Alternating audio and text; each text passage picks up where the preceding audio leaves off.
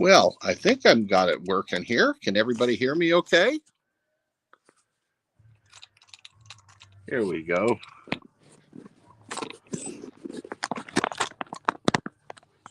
There we go. Oh, I'm such a klutz when it comes to setting these things up. Good morning, good afternoon, good evening to everybody. Just waiting on my good buddy Dale. I know he's here somewhere. Early in the morning. Well, I hope everybody had a wonderful weekend this weekend. I know mine was rather unique. Had a rather wet weekend. You think I was on board ship again. Bloody gale force winds and rain coming down helped put out a lot of the fires. I know a lot of you good friends down in the United States can be happy to see less smoke coming from Alberta because we sure got it drowning out and it's still going on.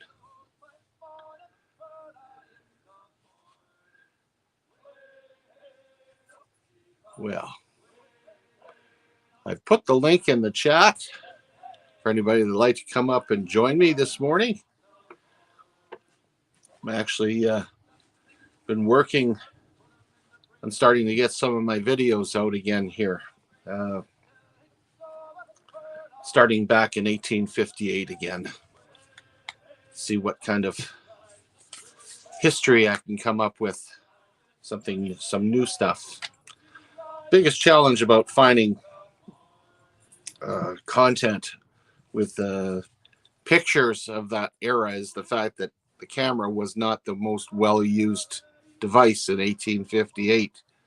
A lot of it is drawings and paintings, that sort of thing. I'm not surprised. I'm not surprised with the winds and whatnot. It's covered pretty well most of the North American continent there for a while. So feels good to be sitting back, relaxing, taking it easy, going over a little bit of my collection, different things that I've had to get caught up on. I know a few of you I still owe some stickers out. I got my list here, and I'm just getting things straightened away. Yeah, did a memorial parade down in Lacombe, Alberta. Sent off half a dozen or so veterans down there to the Afghanistan War Memorial. Hello, Coin Dude 68. Welcome aboard. It's always nice to see kin of mine in the house. PA Patriot Prospecting, it's good to see you. And I know Dale is down Coin World UK is there somewhere. But oh yeah. And of course, oh, look at this. Tupac is in the house, coining around. Hello there. Yes. So I've been gearing up. I'm getting ready for my getting my uniform ready for next winter season. My boots are going into the cobbler. I'm going to get some new soles put on them so I'm not sliding all over the mall. And possibly get some nice buckles on the boots, make them look a little bit more seasonal. And look, there's Mayor Videos. Marlon, hello there. He has had some exciting things going on in his part of the world.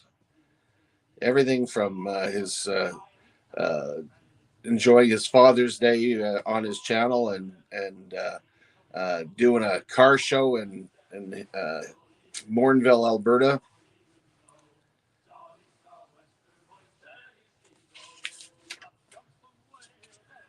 Oh my goodness.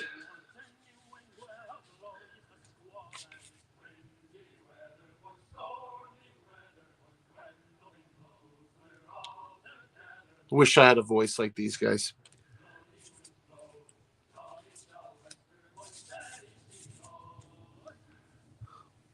Oh, my goodness.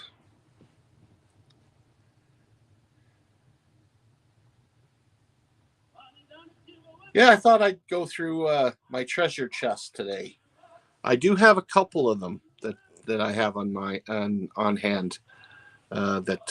As you know, collectors collect just about anything and everything, and I've got a couple treasure chests that I'm going to dig into today that I haven't been in for a long, long time to see to remind myself what I have.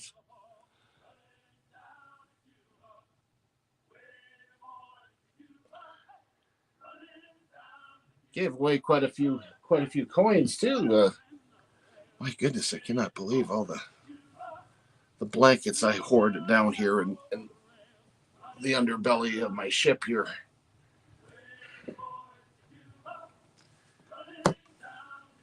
You're thinking late June that I wouldn't need them, but boy, oh boy, I do.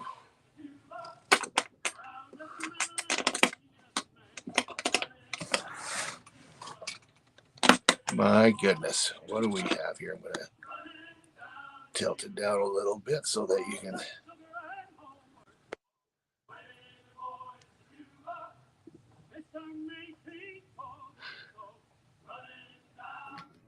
That Rebecca's joined me. Hi. Hi. Do you know that I have been waiting for you to go live so I can open something you sent me? You can what?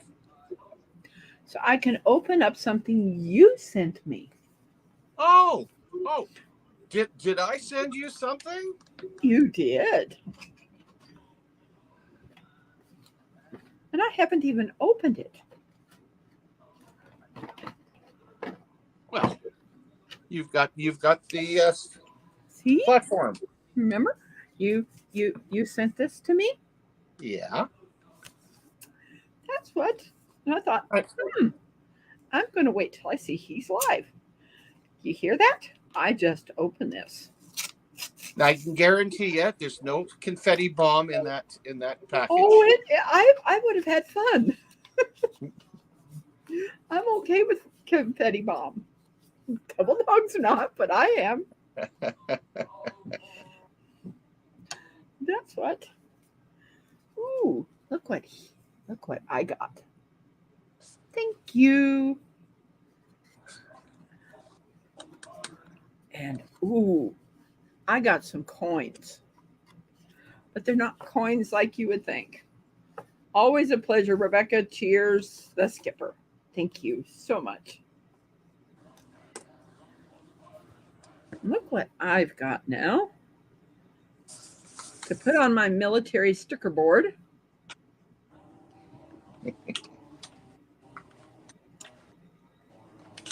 I hope my camera.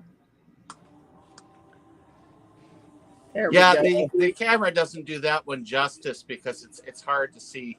It's supposed to be King Arthur. Well, take a look at it. It's doing a pretty darn good job. Not bad. Not bad. And then that one. What I've been doing is anybody that was in the military, no matter what country they're from, they're going on their own board. Well, isn't that awesome? That's what I thought. May do that once this sticker board of mine fills up. But what I've been doing is in this holder, it has all the people that were in the military. In this one. So I need to find some more of these. Oh, yeah. I need to find the one for the Navy and Coast Guard and Army, Air Force. Well, if you do just the United States alone, you've got so many different units. It's amazing. Certainly do. And I know Devil Dog talks about that, they're not part of the Navy. Yes, they are. Yeah, we know that. Yes, we do. Because kind of without the Navy, they wouldn't get where they need to go. Exactly. He will constantly argue that with us, but we know the truth, don't we? Yes. Well, what have we got here? Ooh. This is one of two major treasure chests I have, and there's some of the collections that I have include flags. Oh. Lest we forget. It's for I hang that out on November 11th. It's our Remembrance Day, like your Memorial Day, and I hang this outside my home.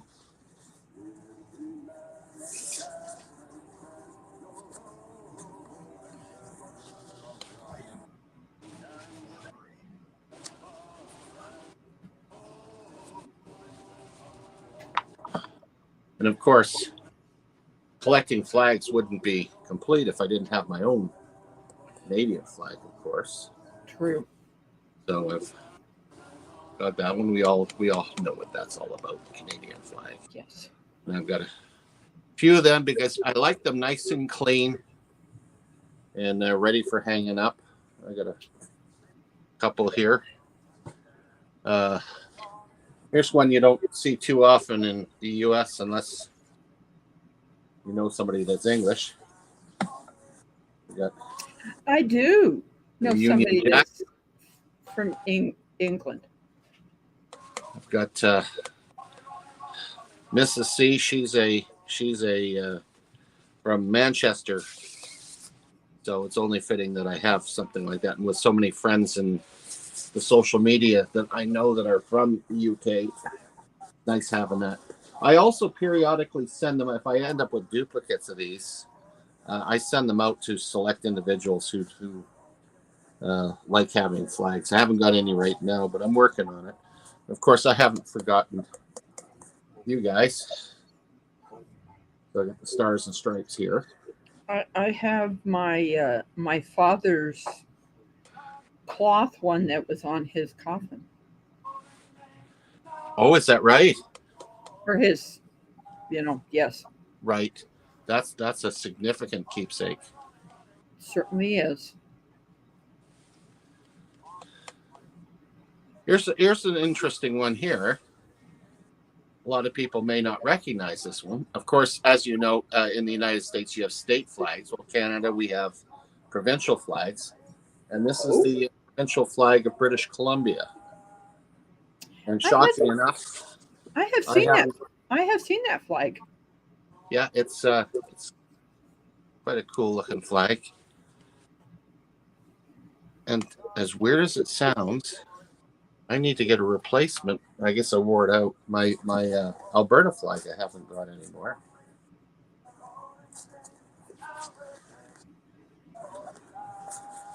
All right. That's an interesting one.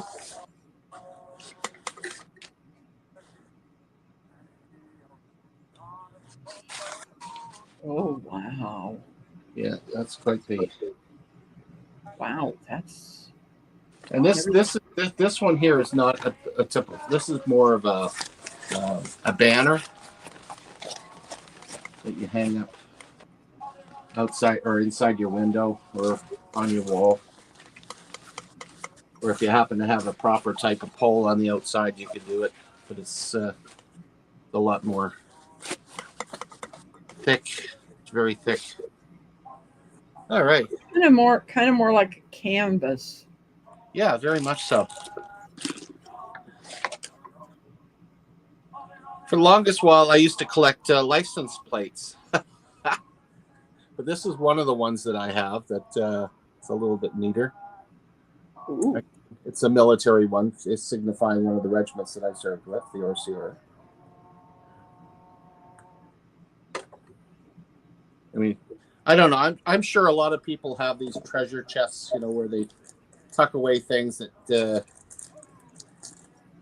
they hold on to throughout their lives. And mine, of course, has my history in it, so that my kids, when they get it, they're going to have a whole box of junk to rummage through.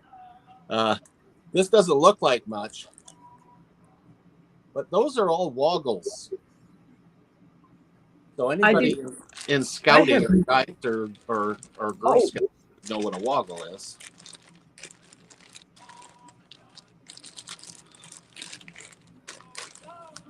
We used to even make them. They're kind of cool. Hi, Mandy's Candy. But in the old days, when we wore the old uniforms, we used to wear garters with high stockings. And these garters would go around your leg. And you'd have the high greens. They're normally a khaki green stocking that you wore with your shorts. So again, a lot of the stuff for the uniforms was taken from the British military, especially during the those that served in South Africa. So they're quite interesting. The other thing that we wore as adult leaders, you earned what they called a Gilwell, and part of the Gilwell, you would get the Gilwell woggle, and you'd get your beads. And there's quite a story behind these beads. And it has to do with the way it was presented to Lord Baden-Powell Gilwell by the Zulus. I would have liked to have met that man. He's quite the character. Interesting enough, this particular treasure chest doesn't have a lot in coinage in it. In fact, I've almost forgotten how much stuff I've got in here.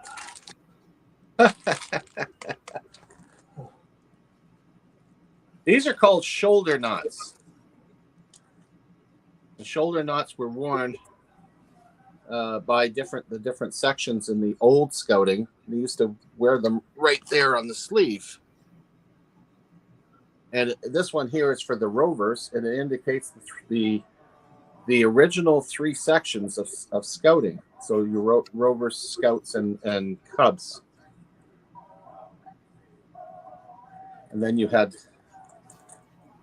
different ones for different positions. You might be a council scouter, and you'd wear something like these. Are all old pieces of uniform that are no longer worn by scouting.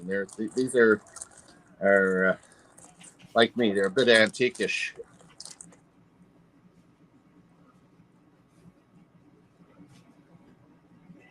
And of course, you wouldn't be back in the old days.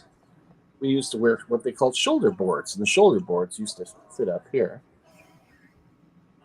So that you Interesting. See, and here's what shoulder boards used to look like. And that's the ones worn by the Scouts Canada. And then because they had a division in scouting in Great Britain, scouting split up, and you ended up with the traditional scouts. You ended up with the Baden-Powell scouts, and they wore these kind of shoulder boards. They wanted to keep the traditional style of scouting and not the new stuff. I've got a t-shirt that has a eagle on it. The head is white. The top part of the eagle's wing is blue with stars on it. And the bottom part Ronald, you have to show it at the camera here. Bottom part is turn it towards me. That's it. That's cool. It says freedom. It must be fought for, protected, and handed on. It's never more than one generation away from extinction. That's very true. Very, very true. Yeah, I thought by this stage in my life the world would have settled down somewhat, but it didn't. No, It's just going around in circles. no, I mean, I've no. also I love that eagle. Oh, that Wow. is beautiful. Wow. these are different crests that were presented to me over the years. Uh, this was an organization that was actually formed in Great Britain after the Crimean War. There were so many veterans that come back with disabilities, missing arms and legs, and they were begging on the streets. And a gentleman came along. He says, "This will never do. These soldiers served our empire. Let's get them working." So they put them in a uniform and they used them at public buildings, somewhat like security guards, and they called them commissionaires. And that's worldwide through the Commonwealth. We have them in Great Britain and Canada, Australia, and this is the Canadian emblem for these fellows. It's quite a. I was actually with them for 8 years. Actually, I was also in charge of these guys. Not a favorite for many people. I didn't make a lot of friends outside of the folks that were working in my detachment. The thing that you got to think of is that you need to obey the laws. Very true. You know, it's like. So when I started the Baden-Powell Scouts in Canada back in the early '90s, this was the first badge we wore on a uniform, and then we ended up having what they called an allegation of confusion by Scouts Canada through the courts, and we had to we changed to this one, BPSA Canada. And then they didn't like that one. And we ended up with a name tag that looked like this. We weren't allowed to use the word scout because it confused everybody. So it's still around in Canada now, but it's run provincially instead of having a federal entity. So I retired. So I was actually the national commissioner for the BP Scouts in Canada here. It was very cool. It's a lot of fun doing that. That's those ones. Okay, what else do I have here? And if you got anything, you stop me and you want to show anything. This is what I wore in my blazer when I was with the commissioners. Wow, that's quite a nice outfit. Quite a nice thing. Oh yeah. Like I say, it's not like the traditional treasure chest you might have. This is picked that up when I was in Amsterdam. Still in the package.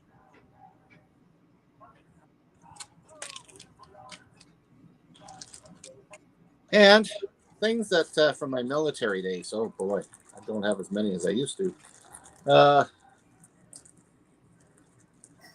This little package actually contains one of my rank badges for my combat uniform, and a cap badge for my old combat cap.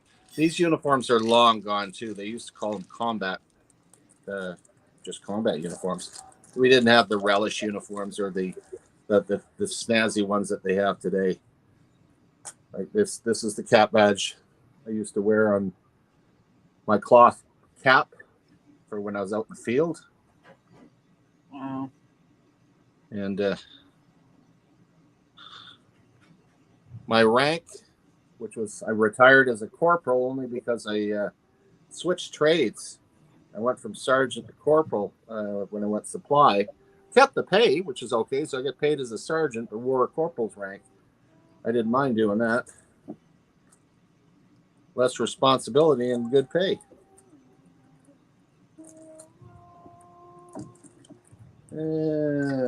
Yes. Of course, got all kinds of little. Wow. Those are cool. Yeah, Got some really, really nice ones here. I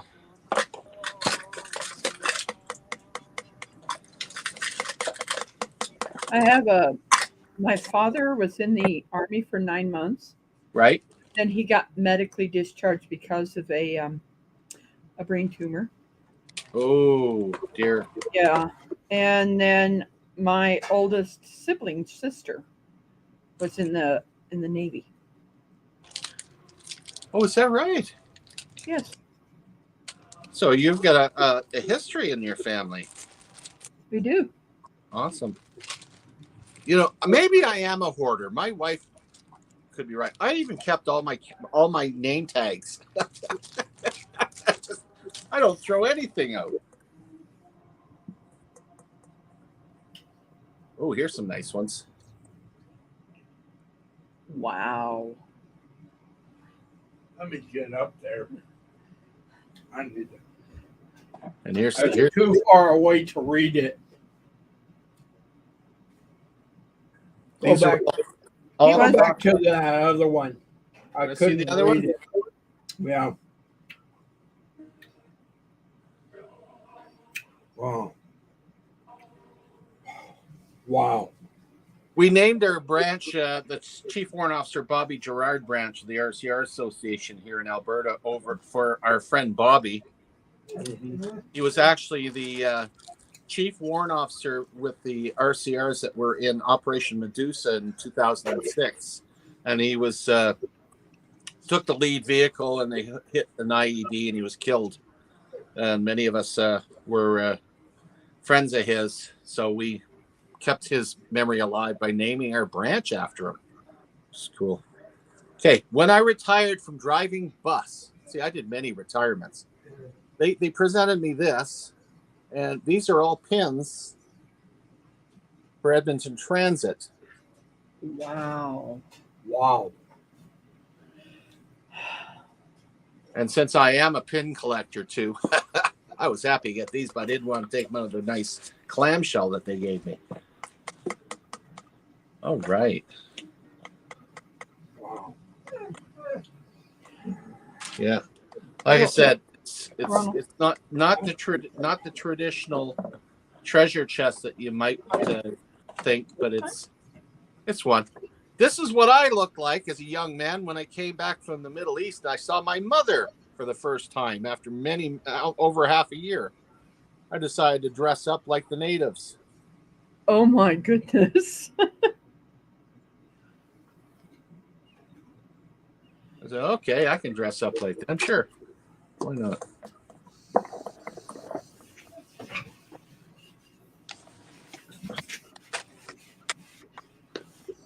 Yeah. The 100th anniversary of the PPCLI happened in 2014. And of course, I was part of that regiment as well. So I held on to their paperwork. Oh my goodness. You know, way more than this is quite the chest.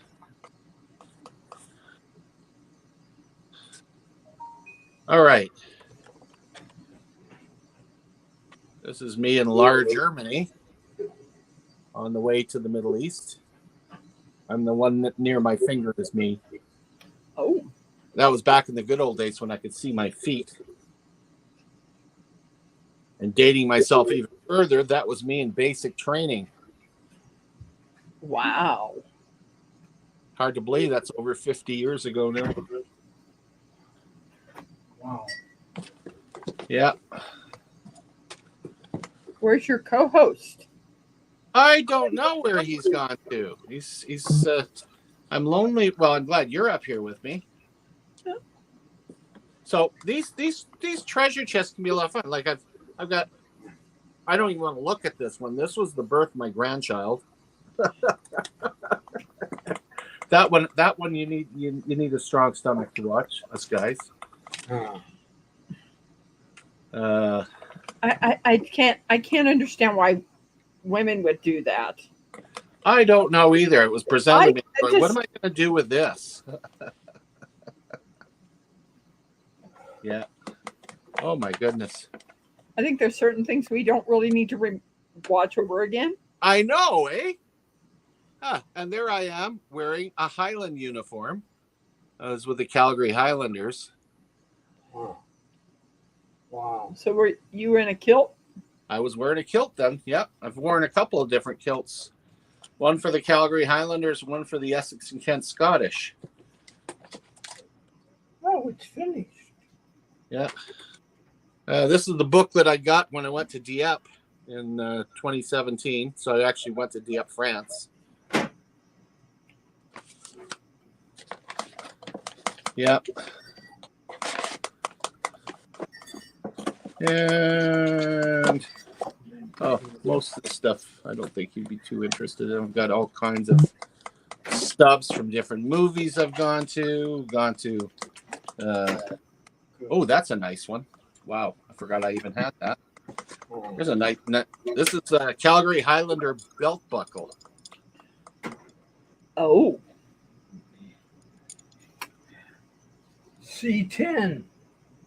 That's the 10th Battalion. Oh. That was the I can't read in World War One. Read the small script on the bottom. It's just says Calgary Highlanders on the scroll underneath. yeah, I can see that now. You have to get really close to the camera to see it. Yeah, I know. you want to see a belt buckle I have? Oh, yeah, absolutely. Whoa, that's nice. I think it's brass, and I need to get some Brasso to clean this thing up. Yeah. One of my belt buckles.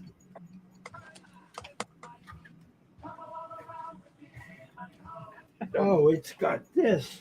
I don't know why my brother handed me this. I know how I could do it because it's got that.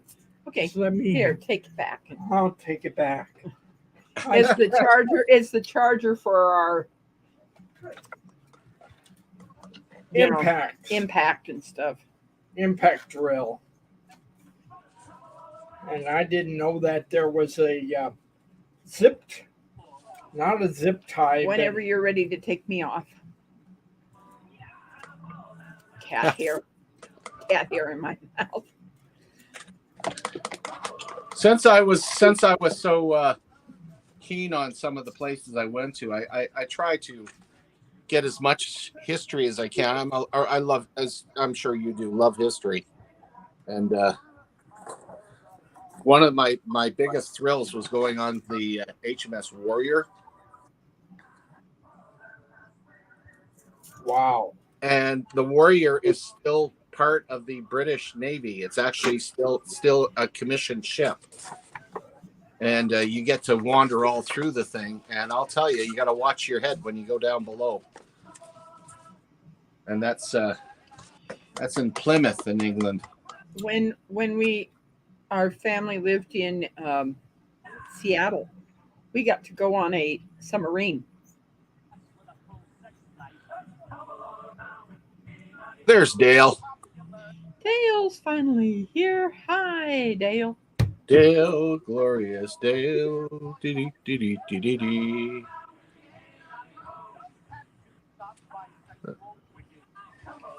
I'm working on a pot holder. Oh, cool. Postcards. I collect postcards. No You wonder collect my wife's got postcards? them. Yeah, because I was a bus driver. I had to get old. Oh, wow. Like, this is a far cry. Since we're talking about anything collectible, that's the beauty of this. Is you can see that I went kind of crazy, but that's the most of the, other than some documents. My treasure chest. Oh, geez, I got everything in here. My son's. This is what he gave out at his wedding. Oh. fishing lure. Yeah. It says Chris and Deirdre, November 29th, 2014. That's their wedding. That's a wedding gift to all the people that came to the wedding. So you better like fishing. Wow. I got to fish when I was in Washington State, but since I've moved here and long before I left there,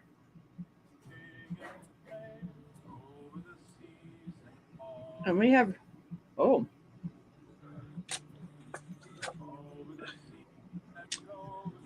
And this is a real special one for me. Those ladies, this was done back in I think 47. Where is she? This one right here. This next to my finger. That's my mother. oh, wow. And that's my grandmother.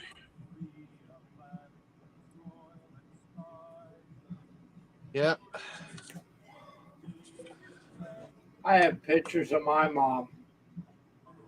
And they say when you take a picture of somebody, you're stealing their soul. I don't believe that. No, you're holding on to a piece of them. It's like they're, when we lose a loved one, what better way to be able to remember them is when you have a picture. Because I've heard too many people go, I can't even remember what her face looked like. I said, well, you know what? It's nice to have a picture to go back and go, oh, yeah, that's right. Or even better, if you happen to have a recording, which is kind of nice to have. But that's pretty well it on that treasure chest. That is beautiful. It's a lot of fun collecting this. Well, everybody tells me if I could go find a picture of my mother, I look exactly like her. Even my older siblings say that. Yeah. Yeah. I've got pictures of her on the computer. We just got to get them printed. I don't have her hair color. She was a auburn redhead. Auburn red. So there had to be slight difference genetically, of course. This is a deck of cards that my son gave me for Christmas with my grandchildren and me. So he actually did up a deck of cards with me on it. Oh my goodness. Quite a few years back now, but hey, that's like I say. So that's this what I do. I try to keep all my collectibles all in one spot so that my wife can't say that I'm hoarding. I found someone to send this to, and I've got to get it packaged up. Hold on. I'm going to put something behind it so that you can see it.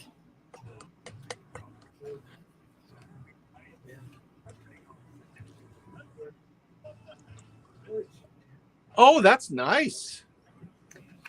They're 1962. Where's the Denver? For some of us, we remember that like it was yesterday. Well, maybe not like yesterday, but I do remember a lot that went on.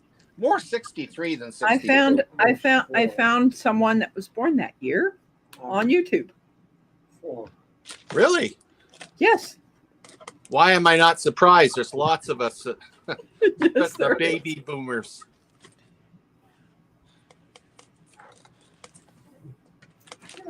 Who do you think I'm going to be sending it to? From 62? Mm-hmm. Let me guess. It's Al or Eddie. No, how about DJ? He's in Texas. Oh, it's Eddie then. Nope. No? No. Someone else that's in Texas. Oh, gosh. I don't know. Jesse. Oh, Jesse. Oh, I like Jesse. I do too. He's actually a fellow Santa, you know. Yes, he is. But yeah.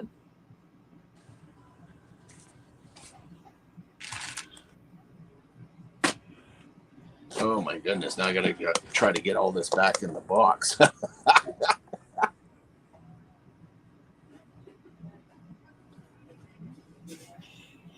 Yeah. I'm beginning to start smelling what I'm cooking.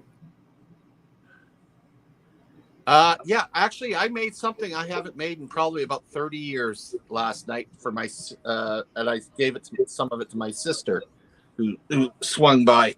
My mother's recipe for shepherd's pie. How is your shepherd's pie made? How is it made? Well, it's made with onion and ground beef and some paprika and tomato sauce and carrots and peas and corn. I add a little bit of panko in it just to give a little bit of thickness in it. Pat down the bottom layer. Mashed potatoes with butter and spread that over top of it. And then I put a layer of grated cheddar cheese and some paprika over top of that. And then I bake it in the oven for 35 minutes. I know there was someone that called it a shepherd's pie where they used like a crust. You know, they put a pot pie instead, which was so different. You know, I was like, okay, that's not the way my mom made shepherd's pie. Yeah, and my wife makes shepherd pie completely different because she's got a lot of Dutch background with her, and she makes hers with corned beef and Edam cheese. Oh, and that's actually really quite delicious.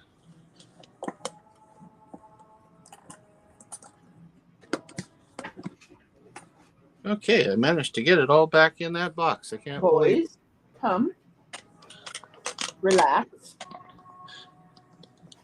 Well, it's good to see Dale in here. I'm wondering, Dale, are you coming up? My brother's feeding the dogs really early. Oh, Are you going to send them through their paces, Ronald, like I did that day?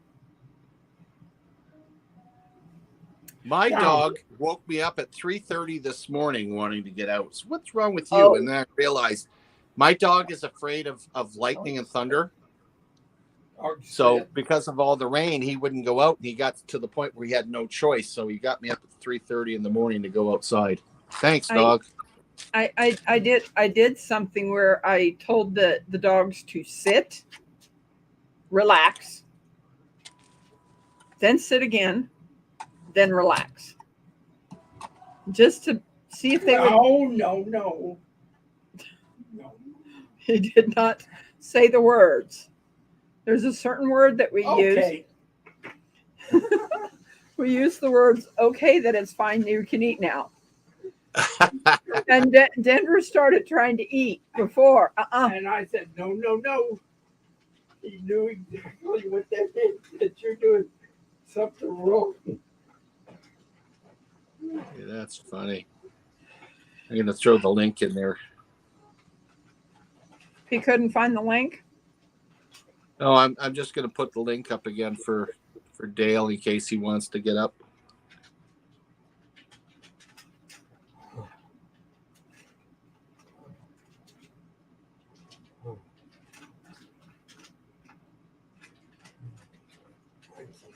Your time said that you were going to go live at 11 on your, and even on your other 11 a.m. Yes. That doesn't make sense because mine here says 2. Well, no, on the time, and it said waiting for you. It said 11 o'clock. Probably okay, something's buggered up. I'm not sure what's happening there. You might want to go look back at the one that you have on the 26th. It says 11 o'clock. Oh, for Pete's sake. It was like, okay, because that's why I came in early.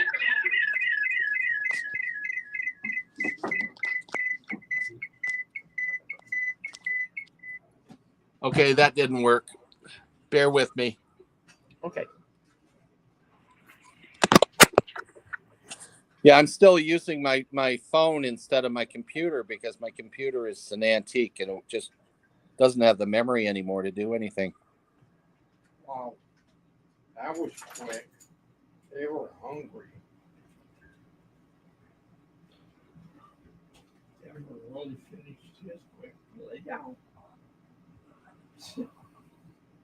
Denver, sit. Yes, I'm doing great.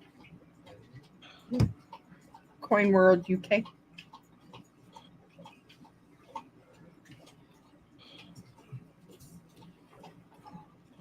Have you ever seen? Oh my gosh, that's early.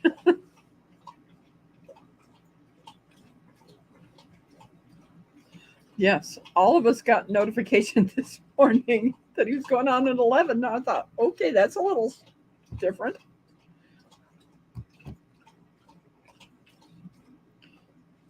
Got too big a fight. Yes, he does. He had to go check out something, Ronald.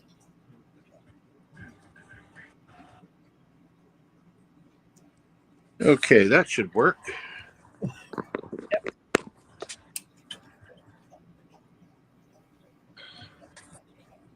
And I've got some noisy drinking dogs.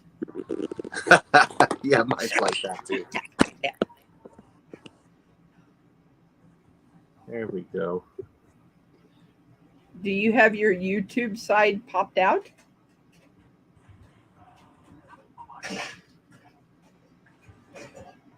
Before I come up on a stream, well, it's on a computer too, where you can pop out the YouTube chat where you can pin it at the top. Because I'm working on the phone here, I can't do it. You can't do it. Okay. I can do it on my computer that way. But yeah, it's really caused me to have some issues with trying to do any live feeds. I bet it has.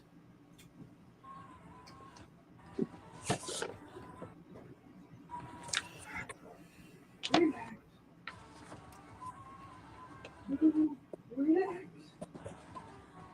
Get back. Get back. Get back. Okay. Now Dale can come up if he wants to. If he wants to. I've got another treasure chest. Ooh. This one's not quite as full as the other one, but it's got some interesting things in it. I'm going to turn off. I'm going to turn off my my camera, and I'm going to go back and get something that my sister made of my mother's things. It's really cool. Oh, that's wonderful. So sure. I'll be back. Okay. All right. Well, this is what I call my rack. It's not as big as some of the American ones, but these are my medals that I earned in the service. So I've got that in my other one.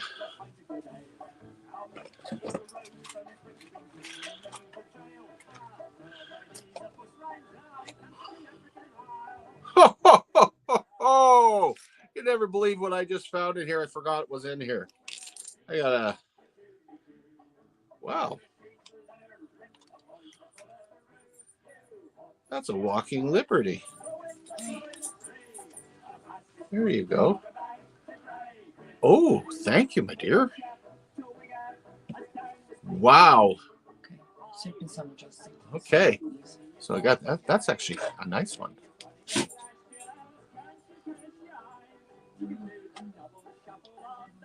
I never. That's where that piece of 8 went to. I don't think it's an actual piece of 8. It's something, I forget the denomination of that one. But that's actually pirate. That's close as I've come to a piece of 8. Oh, a 67 Kennedy I've got in there. Again, I forgot I had this in here. That's what I mean about stashing stuff. What else do I have in here? Oh, okay. 69 Kennedy.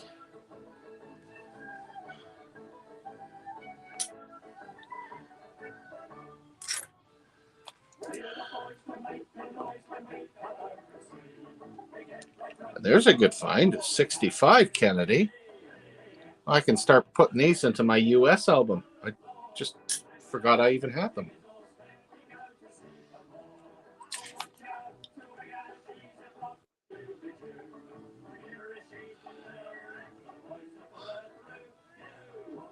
There he is.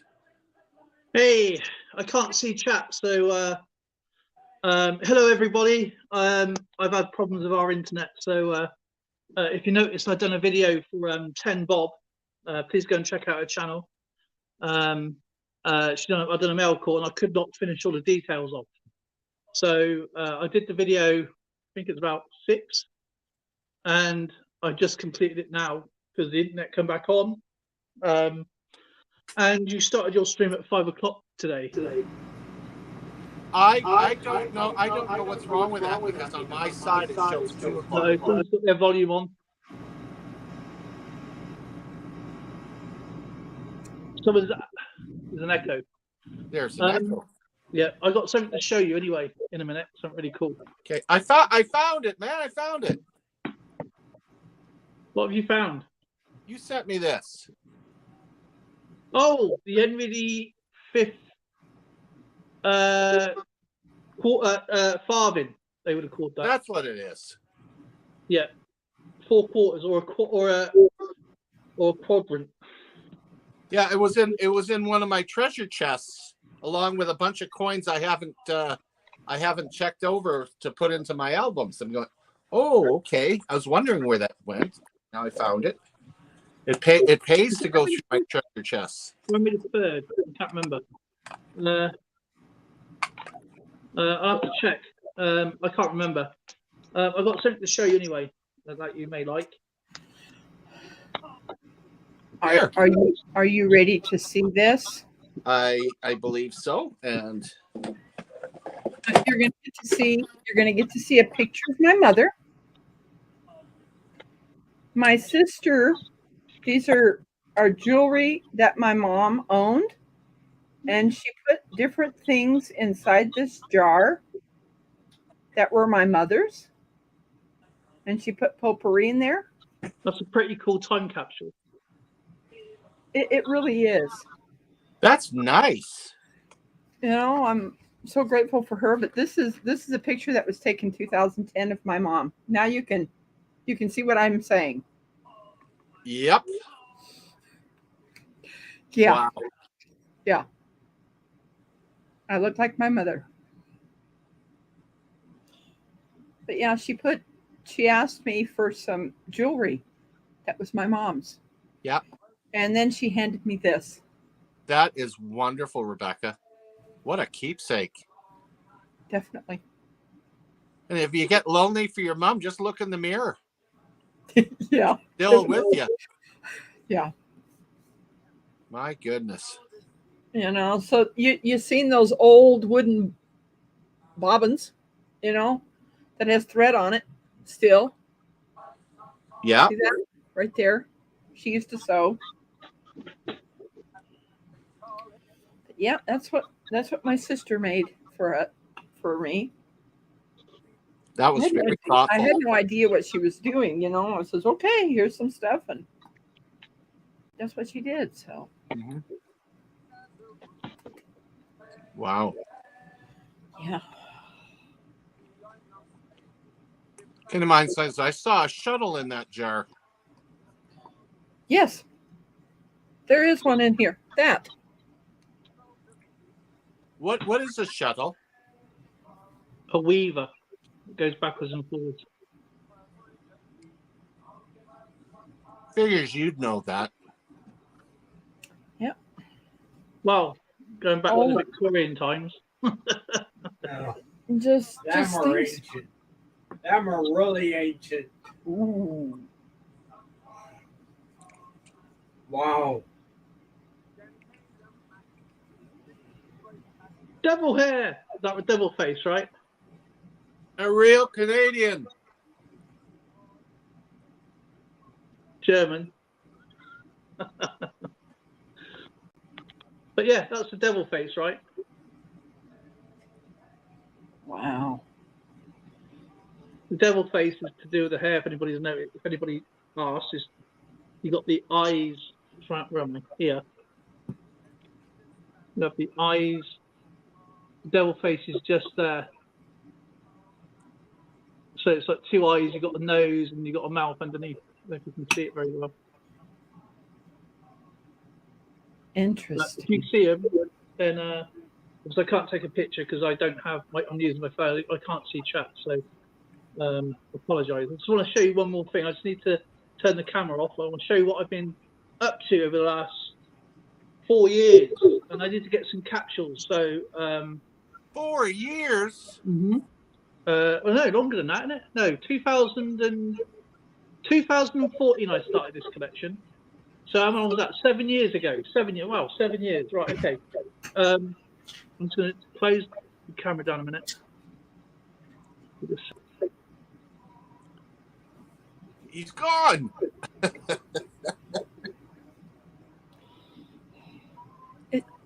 It makes when I've got a shelf above a door over to a wall in my bedroom. And this sits up there on that shelf. You know, so every night before I go to bed, I look up there and I say, "Good night, Mom."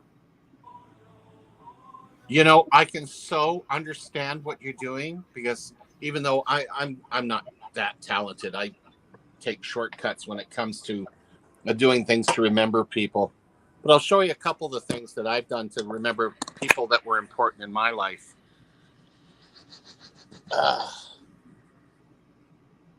This is what I did for my best friend who passed away back in '76. I did a display up of the him sitting on one of my couches in a house long gone. That's going to his daughter, who never got to know him. When she turns 50, she gets that. Wow. Now, other things that I do for remembering people important to me in my life is I do up frames, and here's one of the frames that I did, and this is my granddaughter's great grandmother, Roberta, and we used to sing on a choir together. So I did up a little thing for her. But then I tried, I like traditional things like family photos. Now these are ones that I've designed. I actually put them in the oval frames. My grandmother, my mother, and my two aunts. This is one I did for me and my wife and my daughter Megan many years ago.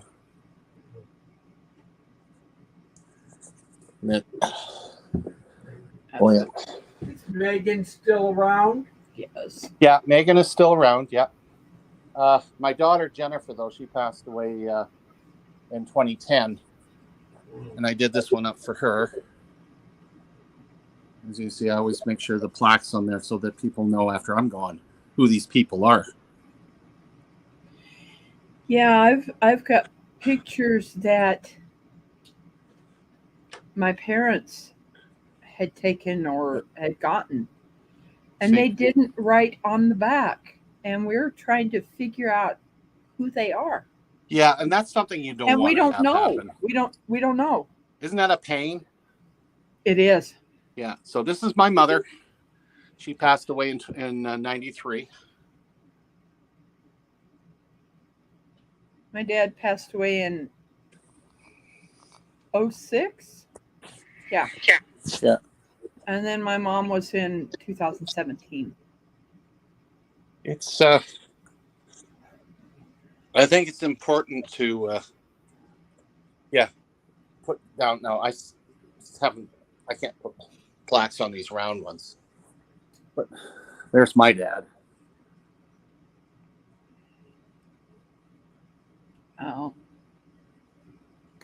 And like I say, those are things, just like you said, have the people's names on it somewhere so they know who they are.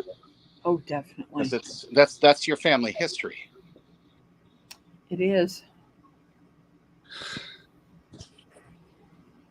It's amazing, looking at my mom and just seeing the changes that she went through and that I'm doing the same thing. Yeah, exactly. Do we have the picture of Uncle Bud? No, we don't, Ronald. They said that I look like Uncle Bud, but we don't have a picture of him to where I could compare myself to him. Mom started saying you looked more like her father. Oh. He's just saying because someone came up to him going, "How's it going, bud?"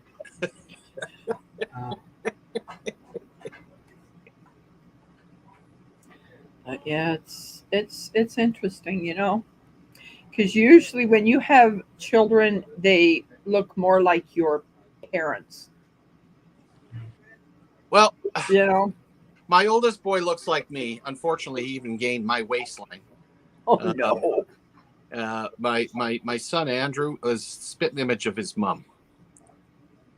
He's so skinny. My goodness, he's like a toothpick. I'm glad they don't have the weight issues, but that was something that genetically has haunted my family. We tend to be a little more rotund as we get older.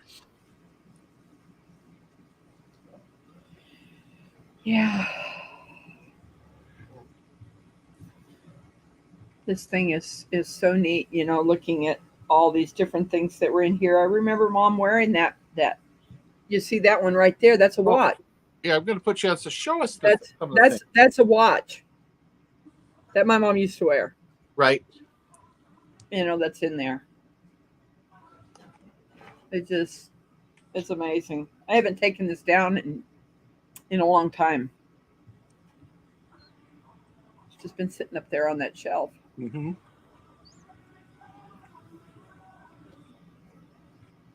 I kind of had no idea what she was going to do with all that jewelry, but she did. Now you know. Now I know. Yeah, definitely. Give you a memento of Mom. Yeah, definitely. I wish with all my heart I had mementos from my grandfather, Dick Newham. There was a man who could spin a yarn like nobody's business. I'm talking this guy, if it was gospel truth, he had the wildest life I've ever heard of. Yeah, Dale's saying his internet keeps switching on and off. That would be a pain. He was a heavy equipment operator. He used to run an old Buckeye clipper with a clam bucket on it. And he used to say he used to be able to throw that clam bucket up and pick up an egg and not break the egg. Okay. What a character. Even in his old age, after he had multiple strokes and he was half crippled up, he had this sense of humor, bar none. I hope I captured some of it because I love the sense of humor. He's lying in the nursing home, and this lady come out of the blue with a basket, and he's talking to me. And now he was having dementia problems, and he was one of his lucid moments. He's talking to me, and she walks in and she goes, "Fetch the chickens, Henry. Fetch the chickens." And he looked at me with this baffled look. He said, "See what I got to put up with out in here?" I said, "Well, sorry, Granddad." The next day, he got dressed. Now here he is. He can barely walk. He had one of those four poster canes. One arm's totally useless. And he got on the highway.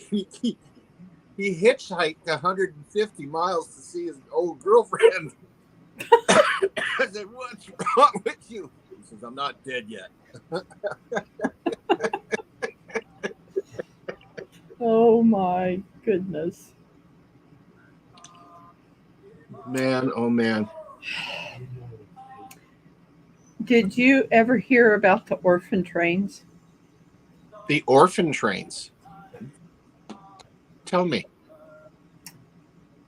My father didn't talk about it much until about 4 years before he died. Just kind of kept it quiet. His mother passed away when he was in his early, like 11, 10. And his father kind of went off the deep end, had 5 kids, and basically just up and abandoned his 5 children. So they went to different families, and my father was put on an orphan train, and they would look at them and say, okay, I'll take this child in. My dad was one of those children that were put on those trains in the United States. Yeah. He had a leg problem, and one of the people that took him in got his leg fixed. He was a doctor. It's like, wow. You have no idea. There's things in this country that people don't talk about. My dad told me that story, and I was like, wow. Never knew. So yeah, they took him around to different farms and work, Mm-hmm. Yeah, that's what kind of life he had. I've never heard of the orphan trains, but in our youth, we had lots of orphanages and residential schools. Everywhere I looked, they were there. And of course, you've probably heard about the issues with the residential schools up here. The orphanages were always run by nuns. And walking back and forth from school, you'd look over there, and there's kids playing in the schoolyard. They always looked like bloody haunted buildings and really dreary, horrible places to live. I'm so glad those are all gone. They're like they've totally got. I don't know what they've done in the States, but down here they're gone. Who wants to put kids through that just because they've lost their parents? You know what I mean? Exactly. But that's what they did. Yep. I think we got Dale back. Yes, we do. No, you don't. Not yet. Well, good view of the ceiling. Yeah. Dale, do you have a desktop computer? Apparently not. Apparently not. He's gone again. Because I was gonna. He's probably pulling his hair out by the roots by now because he's having so many issues. Could he hear us? He's probably on a phone. He's probably on his phone. Yeah. Having issues. But I just seen a wasp in my house. Uh-oh. I've got to get off of here and see if I can get my brother to go outside, lower the window outside, and hope to get this darn thing out of here, because if I get stung, I'm going to the hospital. Okay, you do what you have to do. Come on back when you're finished. Yeah, I sure will. Okay. Talk to you guys. You all right, Skipper? There. Now you got our attention. Don't worry about it. It's okay. I'll do it another time. You mean to say you were gone that long because you're having issues with your? Yeah, if I turn anything around, I was going to show you, but it don't matter. I'll do it next time. Just want to see how everybody is. I hope everybody had a good weekend. It's like might as well put me back to you, Skipper, because I'm just talking to myself because I can't see chat. So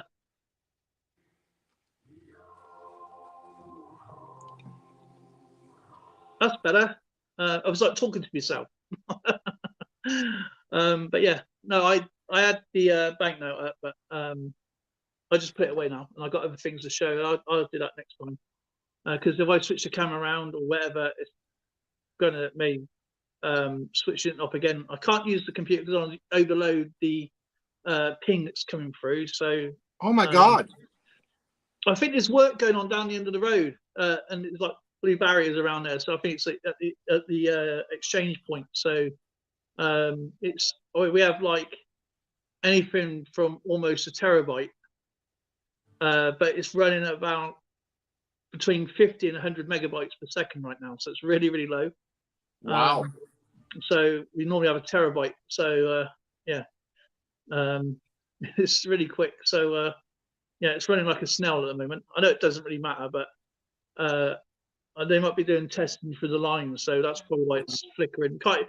We was trying to get YouTube going early on. We went out, come back. Well, actually went down to the park and come back, and it was off. We couldn't get our channels on the TV or anything, so so it's been a pretty crappy evening, really. Oh, no. But never mind. It's all fun and games, I guess. I can't see chat, so I hope everyone's doing well. Everyone's had a good weekend. Polar Bear says Yummy is there. Yummy! Who else is there? I know Kinnaman was in. Let's see. I don't know if Rebecca's still there. Kinnamine's gone. I don't know. It's fun with dirt. Are you there? I don't know. I know Coin Around was in. Rebecca says the wasp is gone. I uploaded a video for 10 Bob. She sent amazing stuff. Please check out the video. And I couldn't do anything with it because I needed to put the thumbnail in, and I never had no description in the description box, and it went live. I could not change the time for the video. So and I've got very limited data on my phone because I changed my contract over, and I've used a lot of data. So and it don't reset until the second. So I think I got about 2 megabytes left. I don't want to mess around on YouTube and all that, and so, obviously because still 14 days, 15 days to go, is it, till the second? So yeah, yeah, it's a nightmare. So wow. Please check out the video if you haven't, please watch it. It's absolutely fantastic. So please check out 10 Bob's channel. The link's in the description box now, and so is the tag. And so I did that really quickly, as it was enough internet to get that live. I don't think his monetization, I'm not sure if there's advertisements on there, because I couldn't get the monetization bit going, because that takes a lot of going around. Normally it's instant, but it's like that. So it's like a washing machine. And it's still going round and round in circles right now. So on my computer. So I just want to leave it until it does anything. So it may not have any ads on there, so you can just go and watch it if you like. But please check it out. And there is a clue in the title as well. That's it really. That's the mail call. I don't know if you saw my Canadian banknote, which I showed a minute ago. I did. Whenever it was. The devil's head, yeah. And then the sound's gone. You can't hear me? Hello? Can everybody hear Dale and me? No sound, Skipper. Oh, I got sound. Yes, I do. Okay. We can hear you now. Okay, that's weird.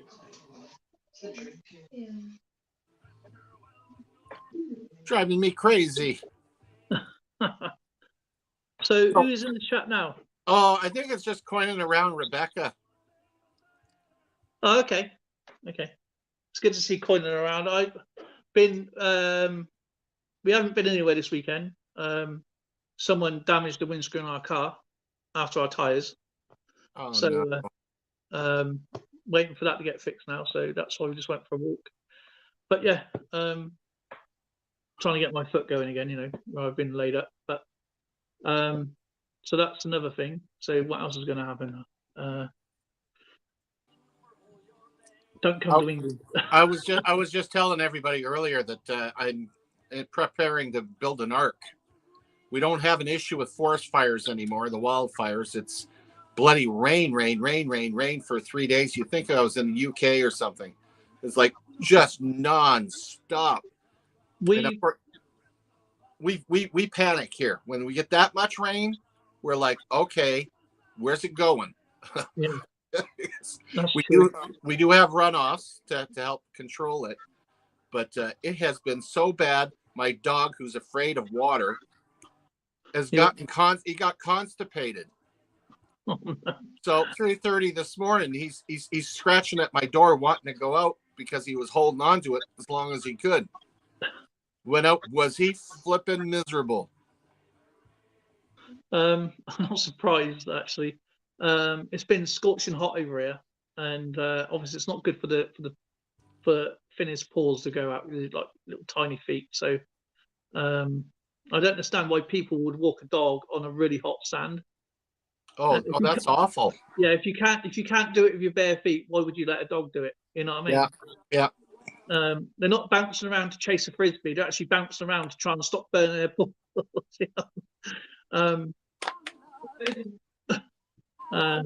Yeah, we've had so much rain lately here that we can't metal detect. You just have to go gold panning. Yeah.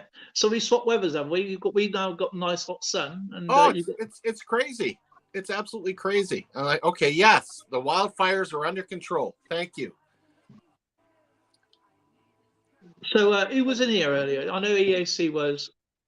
EAC was here. And Rebecca was here. Rebecca, of course. Polar Bear says yummy, of course.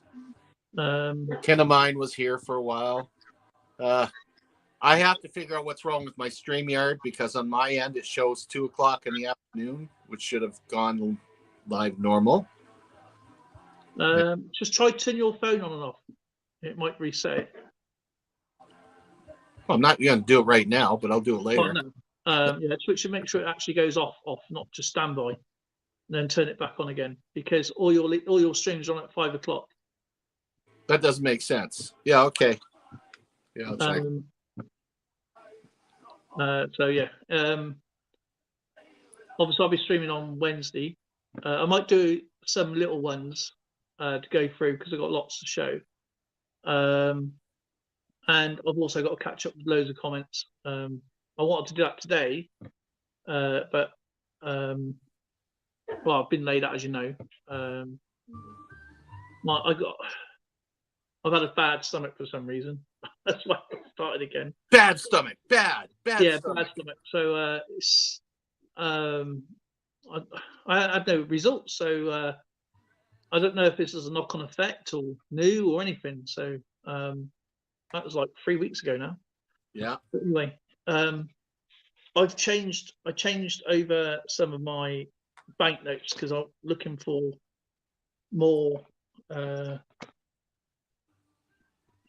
So I sort of go through stages. I sort my coins out, and I do my banknotes. I do a bit of stamps, and I do my cards and comics.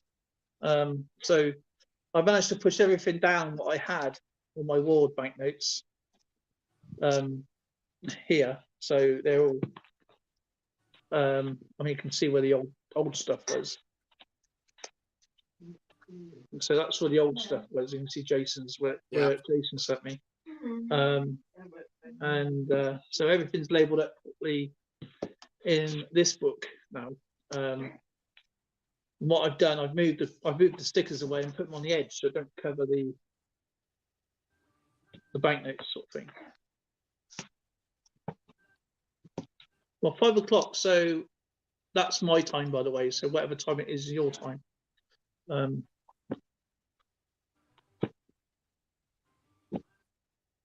yeah, I get another book. So what I want to do is here. So I've got the Canadian banknotes there.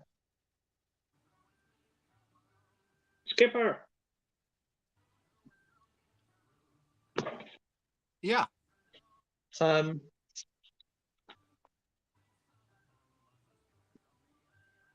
My devil face has come.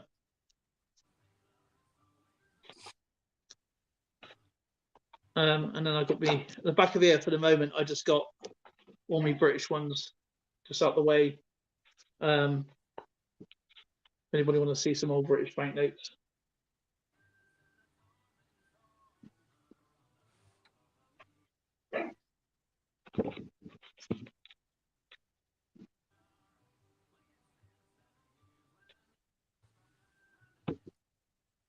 They're not in order at the moment, but I will get them in order.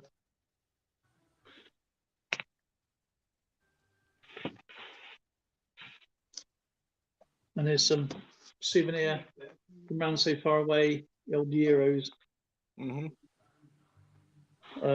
One's New Zealand, and one is England. Obviously, we don't have the Euros, and neither does New Zealand. I'll show you a little, if I can get it. If I don't turn this off, hang on. Or if it doesn't turn off, I'm going to show you a little clip of what I'm going to show you on Wednesday. Sure.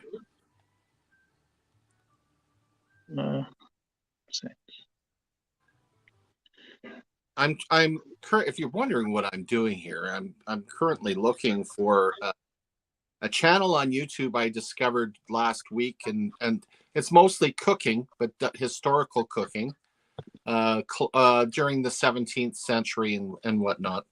And he just did a beautiful job of talking about the coins, the transition from the time just prior to the Revolutionary War and on. And boy, I'll tell you, did he ever do a nice job on the video? If I can find that link, I'd like to share it. You ready? Whoa!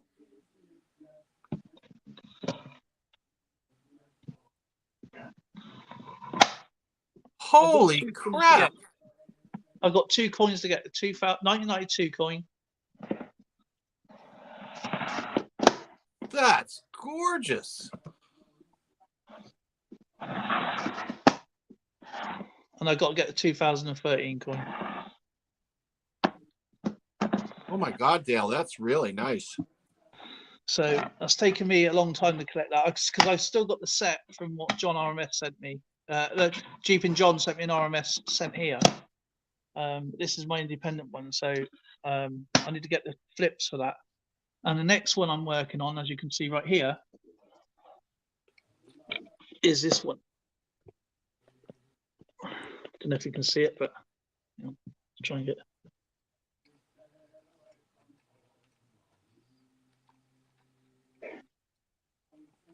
Do you want to see the top of it? How far I got so far? Mm-hmm.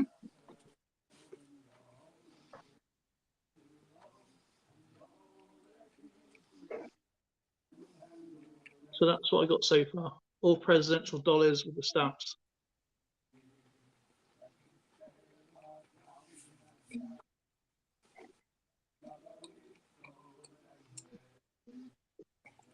So that's working on the US presidential coins. And Lauren's got the hiccups if you hear that in the background, by the way. So yeah, that's what. So let me get this straight. Just the ones on top are the only ones you've got so far? Yeah, there's that many draws. So that's like 2 terms, 1 term, 2 terms. It starts from. I think it starts from. Obviously, it starts from George Washington, and then it go up to. That's the key, by the way. And is that set up to do both the Philadelphia and Denver? Yeah. So the P and D will be on the edge. This is so the P and D will be on the edge. But I run out of these are coming in as a deal because I don't get paid. I only get charged 1 posting rather than each coin that they said. And I said, you're coming in as 4. I ain't paying for 4 posting for 1 coin, for 1 package. So yeah, this has been going on now for 3 months, this one. and that's when I started. And I thought it's just easier to get coins myself, so I started just cheaper doing it myself that way, and I'll just buy my own things. So yeah, but these ones are obviously going to be harder to get. That display case looks expensive. No, it's free. It's free with the set. Oh, okay. So is this one. It's free with a set. I mean, Larry, bless him. Well, I ain't going to tell you what he said, but I said, yeah, I've got the same one. That way. And I've had this one since 2000, as you see, 2014. It started because its last one is, I think it's 14 anyway. I'm pretty sure it was 14. Is it 14? Yeah, 2014 was the last one. See what I did there? How lazy I was. I just looked. I need just 2 coins, and I'm going to buy some more coin flips, and then it would be done. That'd be finished. Yeah. My presidential set is complete, but I don't have a nice looking box to put it in. I just got the album. Settings. If I ever see any more of the presidential coins, I'll make sure I get them sent your way. Oh, these are coming from a company, so. Oh, so you're buying them directly from the company. Yeah. So that's why. And I've looked at them, I've checked them, and they are absolutely amazing condition. They don't look used or cleaned. They still have the wheel on them. So let me just get my camera back.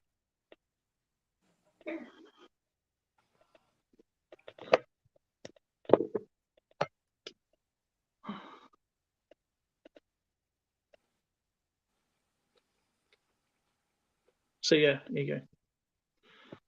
But yeah, it's taken me a long time to get that far with them. So especially because that's all PD on the and obviously some of silver, and obviously it goes to clad. But I need 2 more. Really, that's it.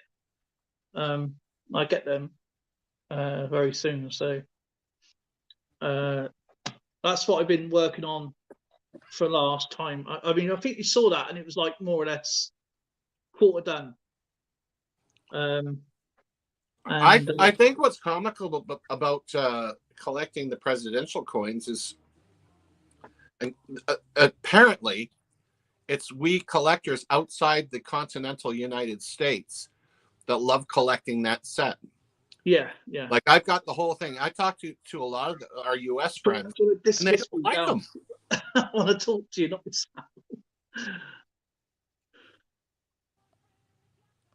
Blistering. That's better.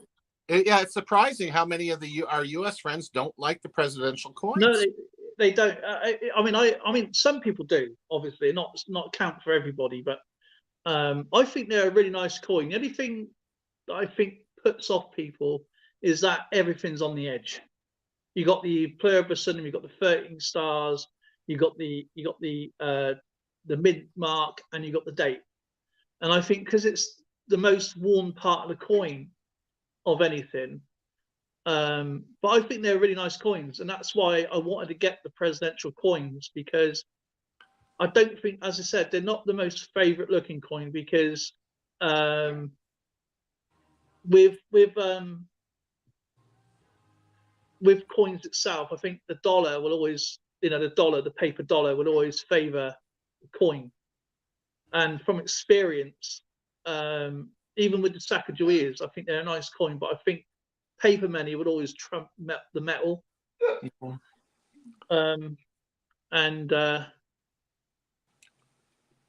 That's horrible news, Marlon. It's just a submersible craft to take people to the wreck of the Titanic has been missing in the Atlantic Ocean with its crew on board Sunday, sparking a major search and rescue. I should say so, especially we all know the death of the Titanic. Is that what your news is saying? Our news is like 7 hours ago that they've been missing now, probably for about, say, like 7. It was 7 hours ago. It was recorded. So it was live, and so say like a couple of hours coming. So about 11 hours now, for argument's sake. 5 people And I'll say, because obviously, you know, my favorite subject is the Titanic. I would never have guessed. And the problem is with this, the company is from Boston. And this is where, now this is relatable to the Titanic, because this is where greed over safety, right? You got a company taking passengers down for $250,000 a pop, right? In this submersible, okay, with no real chance of rescue. Okay, and apparently, to our news, this company has never dealt with it. Obviously, you should never doubt of anything like this.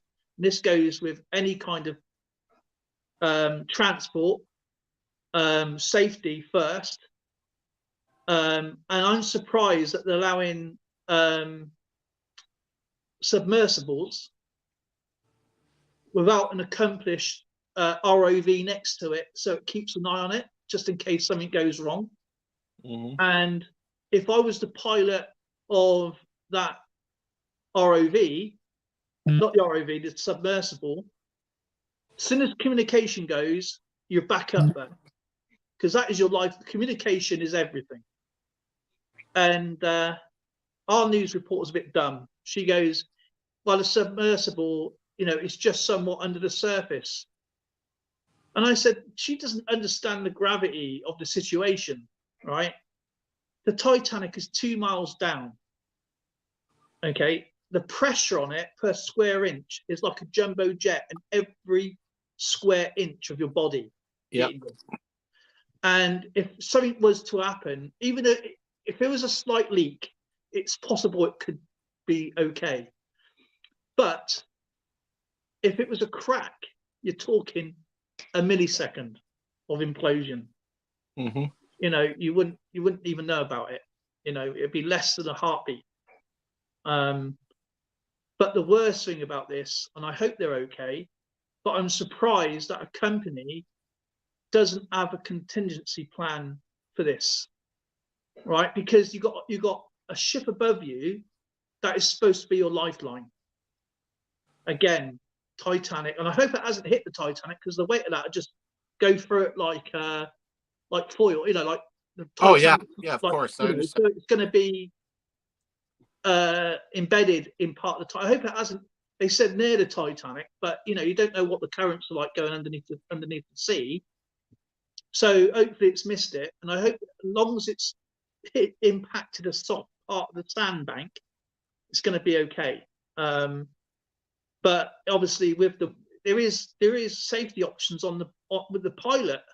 Soon as there's a problem, you flick the safeties. Your safety needs to come in and go, right? You know, blow those tanks, get them up out there, because they got flotation devices on them. That's independent. Rather than sitting at the bottom of the ocean for 2 hours, you're floating down, you're sat there, and it's like the curse. You've got no chance of survival. No chance at all. And the worst thing I think about this is that you're just waiting. You know, you're waiting for the air to run out if they haven't got rebreathable packs. And obviously, and hopefully it's the right way, because the worst thing you can do is be upside down. You know, and you can't get to the hatch. And you don't want to undo your seatbelt because you could land on vital equipment. You know what I mean? But man, I just hope they're okay. No, I did a dive, as you know. I wanted to be an underwater diver, a welder. I did my course, and I just pray that someone actually comes down and said, right, we can do this. But I'm surprised they didn't have an ROV when they're doing commercial stuff next to them. So if there's an external problem, it can pick it up and go, get it back up there right away. Yeah. Well, I'm gonna have to check the news out, because this is the first time I've heard of it. Yeah, it's terrible. Again, as I said, with the Titanic, it was greed over safety. You know, a lot of these things are they cut corners, and there's no contingency plan when things go wrong. people don't know what to do. Or who's in charge? What happens in this? There's no written, you know, there's no, even in aircraft, you know, things do go wrong in aircraft, but a lot of it is down to man-made stuff where they overlook stuff or whatever. But I'm surprised that there wasn't, for something as dangerous as this, you know, which is $250,000 a passenger. I think there's like 2 or 3 passengers on board. Is crazy. Absolutely crazy. I just hope they're all right, and I hope they get them back safe. But it's just the news that the way they say stuff is just diabolical. It's bad. It's bad journalism over here. Really bad. They have these people on there who have no idea of the gravity of the situation, and they're going, "Oh, they said they contacted the company. The company don't know anything yet. They haven't." The first thing you do when you're in that situation, the ship, the communications of the ship should contact the company. You know what I mean? And say, right, this has happened. We've lost communication. That's all that's happened. And then we can do this. This is our safety plan for that protocol. Get back up there. You know what I mean? Get back up on that surface as soon as you can. I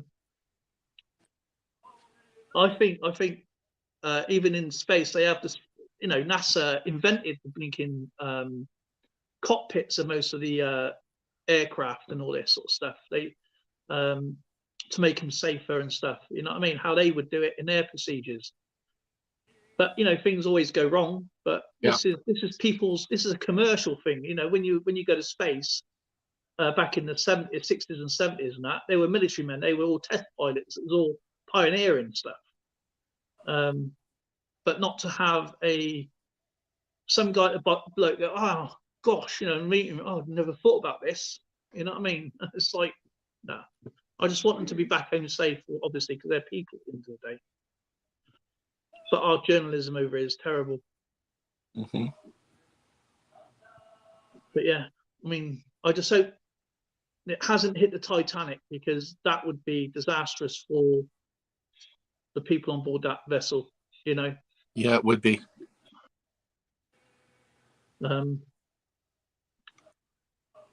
But I've always been a firm believer it should be only scientific data, you know, people going down there or ROVs going down there, not man-made stuff. You know, because at the end of the day, it's a grey site.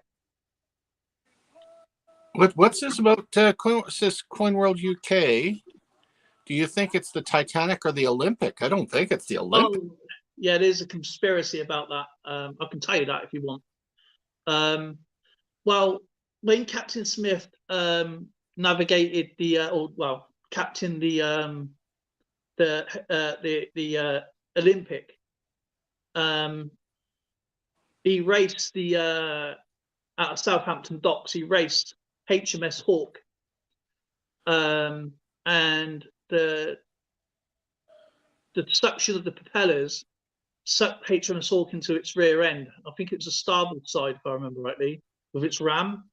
Right. And obviously, not Cunard. I keep saying Holland and Wolff or the White Star Line were found responsible. You know, the Royal Navy is not going to take responsibility of a collision, now, are they? To be honest, and it's what crippled the finances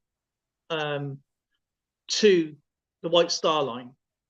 Now, there's a famous photo of the two together, but Titanic's being towed out and the Olympic's being towed in to its berthing place, and or its berthing dock, dry dock.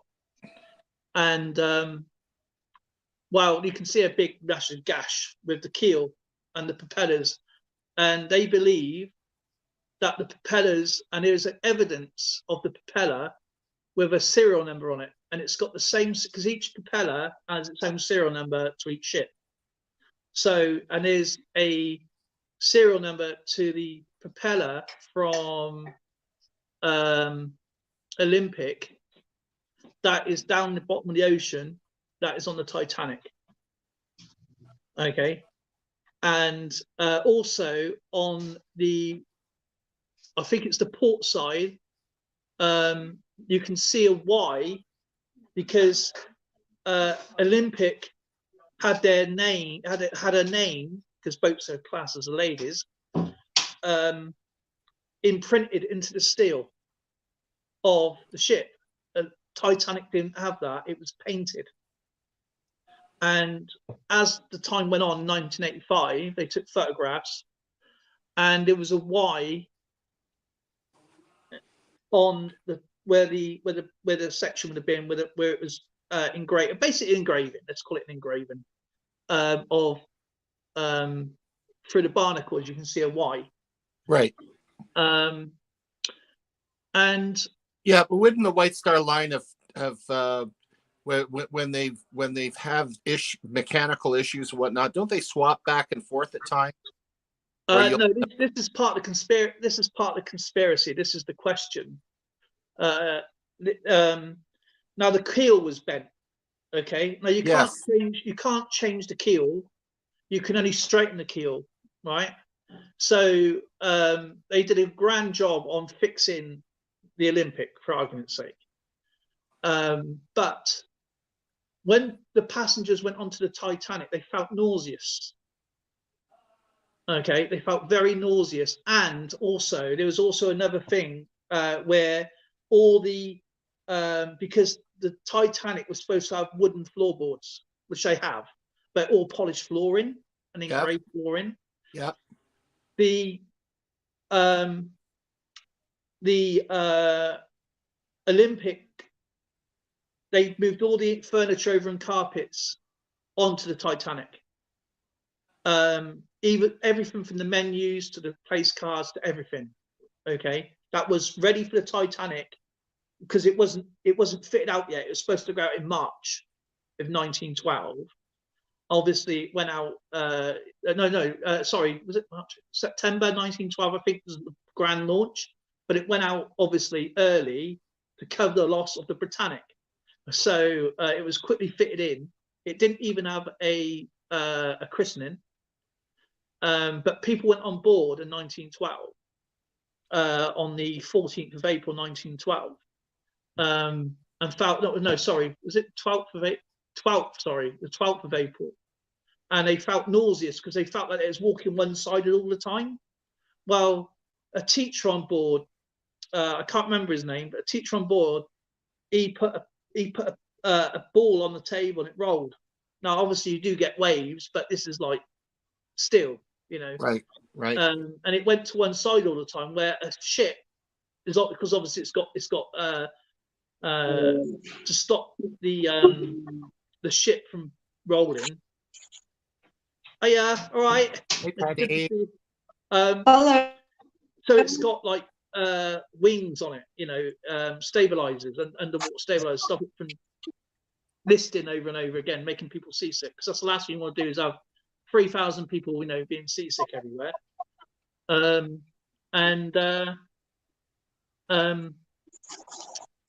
But yeah, that's the conspiracy, is where the Britannic actually went out as an insurance claim, intending to be the Titanic as a cover-up. They had a ship ready in the about 400 miles off of where the ice would have been. They knew there was going to be a lot of ice, obviously, but there was another thing to this factor. There was a coal strike on. There was no coal. So White Star Line took all their coal and put it onto the Titanic, and there was a fire. There was a fire right where, I think it was number 6 coal bay that had been on the starboard side, and there was a perfect photograph of it. You can see a black mark. And obviously that's where the iceberg hit, 200 feet long, and of course it stretched across 5 compartments, and that's why obviously type of thing. But it was supposed to be an insurance cover-up to cover the cost of building these ships up to £1 million. I think the insurance claim would have been at the time, which would have been catastrophic money today. But yeah, that was the conspiracy theory to it, anyway. Yeah, I've heard things like that. I see that Austrian Stacker is sitting in Antwerp, Belgium, for some reason. He's enjoying himself, that lad, isn't he? course. Patty's going for a stroll. Sunshine. Oh, We I'm don't have. going to show you some mushrooms. Really? All you have to do is go to my house. I'm in the basement, kept in the dark and fed. You know what? No, I moved from where I was at, so I'm at my mom's now. Oh, But you about moving it a while ago, weren't you? I don't know if I can get it on here or not. This thing is like the biggest thing I've ever seen in my life. Can you see it? Yeah. It's like That looks 19 like the Enterprise. inches. Huh? Holy! Oh, That looks like the disc to the Enterprise. It does. It's underneath it. Let's see if I can get underneath it.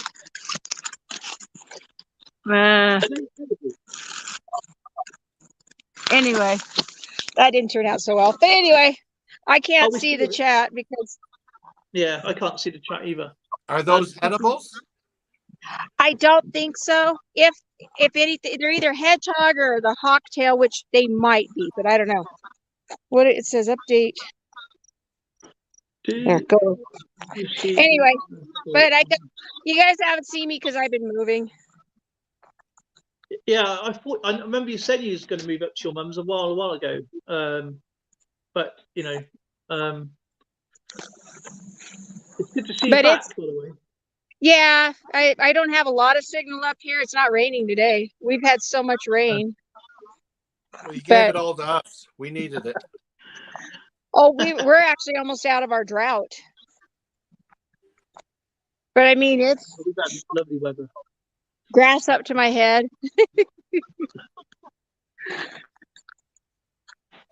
That's And nice, I've got a little monster following me. Oh, it's just the dog. Oh. No, doggy. So, mom's sleeping, so we're outside. Trying to, sorry about the sun. Blind y'all wide light. Sorry about the sun. But yeah, I've been cleaning up.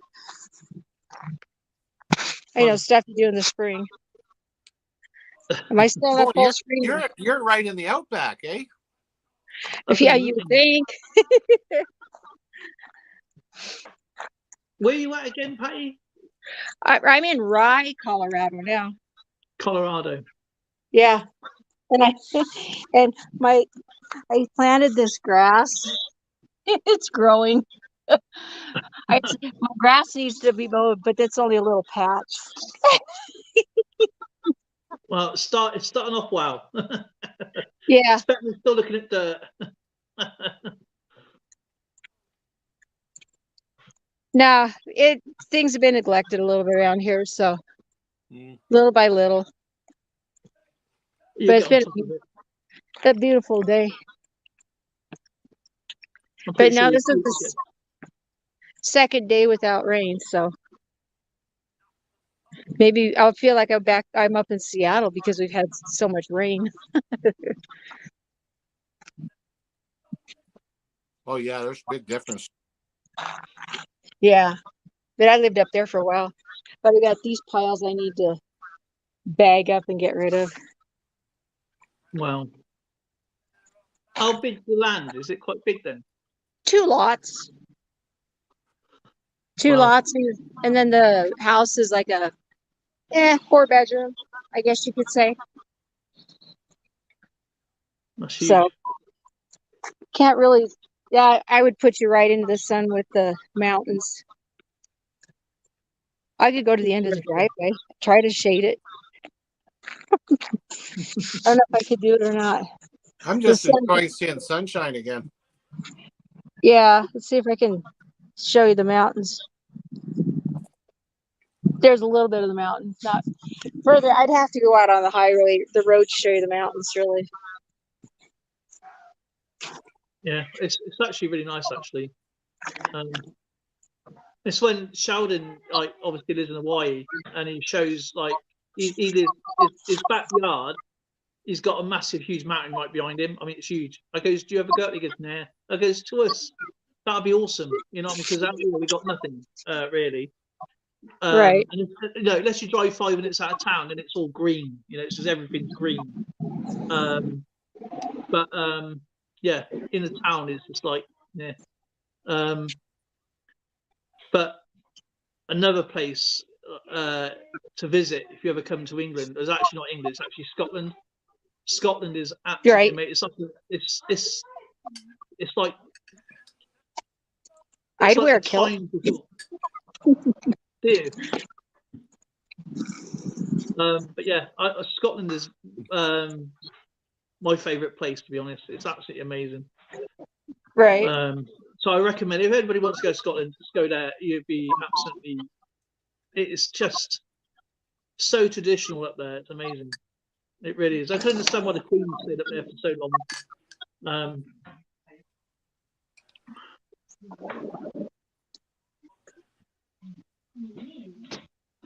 But yeah. But yeah, it's so nice. We're at 80, about 80.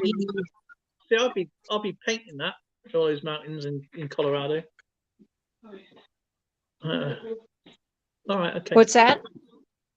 So I'm just talking to Zoe. What do you think of my mail call then? Oh, have you? Did I? Yeah. Hey, I got an actor correct. Whoop, whoop. I didn't know the actor, so and I guessed his name. I thought, is it Christopher? No, is it? I know it's not Reeves. I know it wasn't Reeves. But yeah, I just like watching the film. Not interested in who plays it, am I? So, Lauren's more interested in the actor rather than the film. I'm only joking. Jeez, we're seeing all kinds of new people I haven't seen in a while in here. We all miss you. Dave's in Toyland and other things is there. Oh my goodness. I'm going to change devices over because I can't see chat. Okay, I'm going to try and change to a different phone. Is that okay if I use that one? All right, I'll go over there because right, I'll be back in a minute, Skip. Okay, because I want to change devices over because it's kind of annoying. I can't see chat. So, thanks for the warning, Dale. No problem, Skipper. See, he does that salute. We do that salute. See. Well, we haven't done that salute in a long time. No, we haven't. Hey, guess what we watched the other day? I saw I was flicking through like Netflix, watching a few channels and stuff. Because you know I like watching it on the TV because it's better. Well, I watch it on a small screen. My eyes are just going bad, so I've got to go to the opticians. So I've got to literally watch it on the TV now. That's why I take photographs. I can't see the dates. You saw me with the phone earlier. I was like, I can't even see the date on a Kennedy anymore. And I refuse to wear glasses. I don't know why. I think they'd be irritant on my ears. I used to wear shades, yeah, right. And I had them on for about 5 minutes. I thought I can't wear them. They're just doing my head in. And I just couldn't do them. I just don't like things. It's like my visor when I was welding. One time, right, get this, one time, I was so annoyed with my welder, right, because I was walking around and kept flipping down like this. So I had to keep tightening it up, and it kept flipping down. So I got it and just lobbed it, right, I said, sod this, lobbed it, right. And I forgot I didn't have it on my head. So I got the welder, right, in my eyes. I can't see. And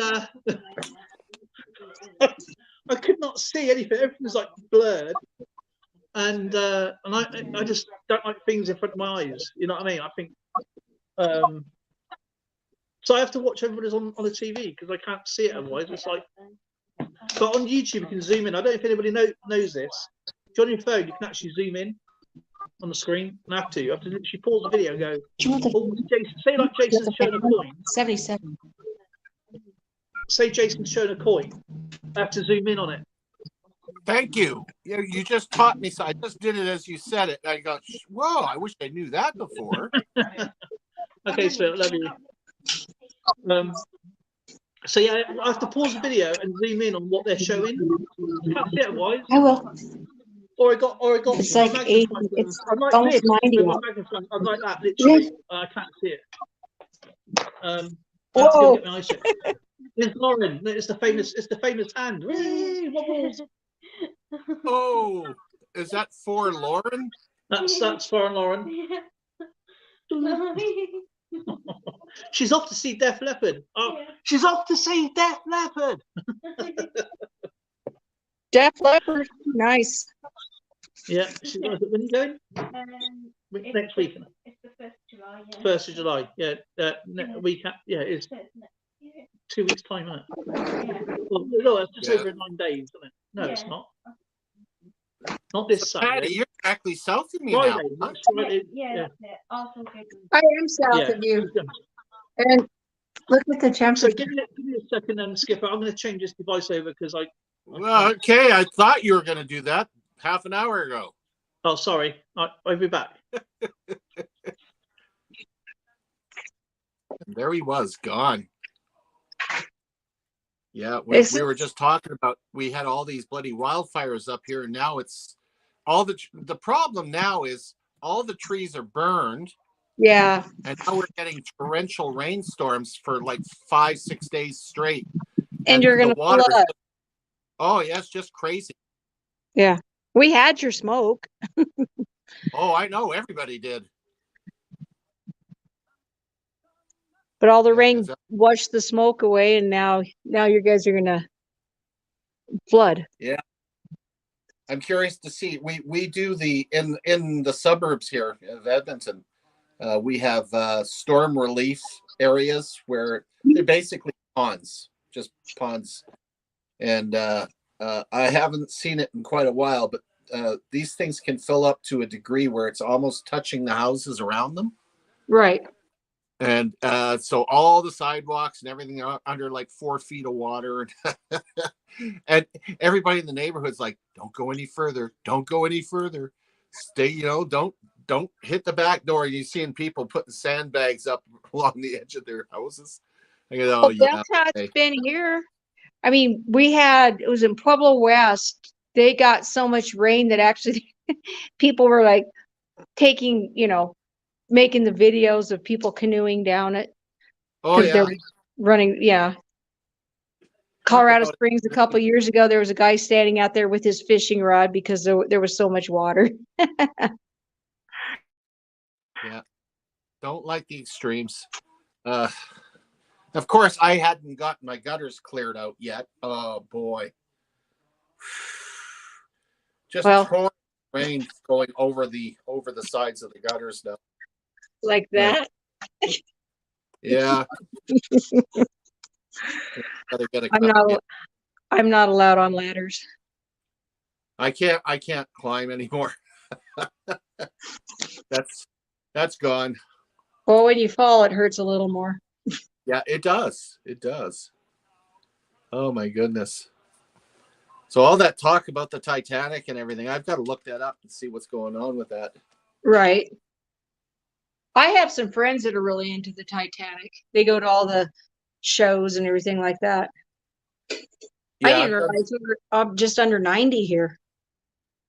It never gets that, well, it does, but we're just only in the 60s and 50s the last few days. Geez, if we get into the 90s here, we get a warning from our provincial government saying that's too dangerous to go outside. Right. Like, oh boy, are you serious? Guess they've never been to Las Vegas. Right. Gosh, I went down there, and the last time I drove down there was 2018. Huh. When I got what possessed me to, I know what possessed me. The guy that offered me to co-drive for him. So it's a 3-day trip from where I'm at. Right. And, he says, yep, you'll have all your meals are taken care of. Your hotel's going to be taken. We're going to stay at the Green Valley Ranch. So it's all your meals are done. Your hotel's done. Everything is completely complimentary for the whole week. I go, okay, I'm gone. I'm in. Let's go down there. But I had never been down to Vegas in June. I usually go in like January, February, where it's cooler. I was there in November. Oh my goodness! That I thought I was going to die. Yeah. Like 114 When I got there, I'm like, hot. oh, it was so hot that when I went into the hot tub, it felt cold. I have a 110 sunscreen, and it was melting off my face. It was just a horrible experience. Right. Oh, I'm gonna put you up for a second, Patty, while I put on the link for poor Dale, who's lost. Oh, Dale's lost. He's always Poor Dale, lost. he's lost. I can get lost here. Not really. I hope everybody's doing well. I've missed you all. I can't see the chat. But I'm as they mark on Facebook, I'm marking myself safe. Well, that's good. Well, no, I was living in a horrible place. When you're testing positive to your neighbor's drugs, it's not a good thing. And you're dodging bullets. Oh, not good at all. No, That's horrible. the pain management was going to kick me off my meds. And I'm like, let me get moved. Then we'll talk about it. Yeah, no kidding. You know, it's like, it's not my fault. Of course, they're trying to kick some of these people out of there, but the dad of these people are like, why do you have to kick an old man out? Well, because you're allowing it. But it's all right. That better. I can see chat now. Hey. Baby Land. No, not Rebecca. Rebecca was here. Yeah, Rebecca's. I think she's still floating around. Here, and now Blister and Barnacles. Do you know what? That's really annoying. I can't see chat when I want to see chat and not talk to everybody. How dare you nickel the chat there, Skipper? Share it. Sharing. Pointing around May's videos. Woo. So I've been talking nice about me while I've been gone for the last couple of minutes. Very nice. Goody. Well, our nuggets won. Oh, that looks cool. It's another set that needs to start now. So Zoe got this the other day, and said, "Yeah, I've got this for you to start." So I've got about 5 sets now to finish off, 5 or 6 sets. That's actually a really nice coin, actually. Oh, babes in Toyland. That is crazy. You know, they've made it so it's almost like a fast food restaurant. You're in and out of the hospital, like, done. Yeah, I've noticed that a lot. Oh, that's pretty. Yeah, it is. You're trying to distract us with the shine. Oh, that's ugly. Hold on. Look at the ears on that guy. Anyway, turn it around. Well, you know, I don't even know what's on it. I can't see it. I tell you. It looks like an arrowhead. It's probably my eyesight right now. What is that supposed to be? I honestly don't know. Looks like an arrowhead or something from India or something. It's just. No, oh, hang on a minute. I'll just take a picture because it's going to be easier for me. I'm teasing them now, Patty. Actually, this is going to be the first time I'm looking at it as well, actually. Some of that. Okay. Oh, it's the coronation. So it's St. Paul's. Oh, it's St. Paul's Cathedral, the dome. Yeah. Oh, okay. That makes sense. It. Oh, got it. Okay, got it. Looks, yeah. Don't worry, I'm blind too. Yeah. So the 5th, 2023, Charles III, the coronation of His Majesty. Got no battery. I'm gonna have to get off. I'm down to like 6%. You guys are all gonna go. She's used up all her charge on us. Yes, I did. But as this is the skipper stream, you can charge him. Ho, ho, ho, ho, But ho, one more that's thing too before I funny. go. Hey, what's that? The grass. The grass is taller than me almost. Patty does love her grass. Yep.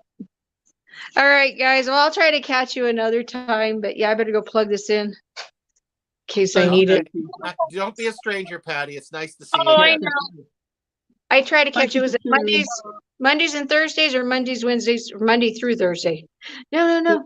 It could It's be been any. Monday, Wednesday for a while. Yeah, What's that? It's gonna, it could be 4 days, 3 days, 2 days, but it's Yeah, mainly Monday and we're kind Wednesday. of all over the place right now. Okay. Skip has got I'll things just try going to on, I've catch had you when things I going. catch you. Okay, Yeah. dear. I'll try to catch you. All right. Love you guys. Yeah, take You care. too. Bye. Look after yourself, mate. Lovely to see you. You too. Bye. Bye. Bye. And I'll tell you what, who else has been busy doing videos is EAC and Polar Bear. Gonna have to check them out. EAC, I had my tonsils out in 63, and I had like 4 days in the hospital and a lot of ice cream, like more ice cream than you possibly imagine. Now you have your tonsils out, you're out in and out in a couple hours, done. Yeah, it's actually longer waking up from the anesthetic than it is actually having the operation these days. Yeah, mind you though, they used ether on me. Oh, that's awful stuff, that ether. Yuck. Ether.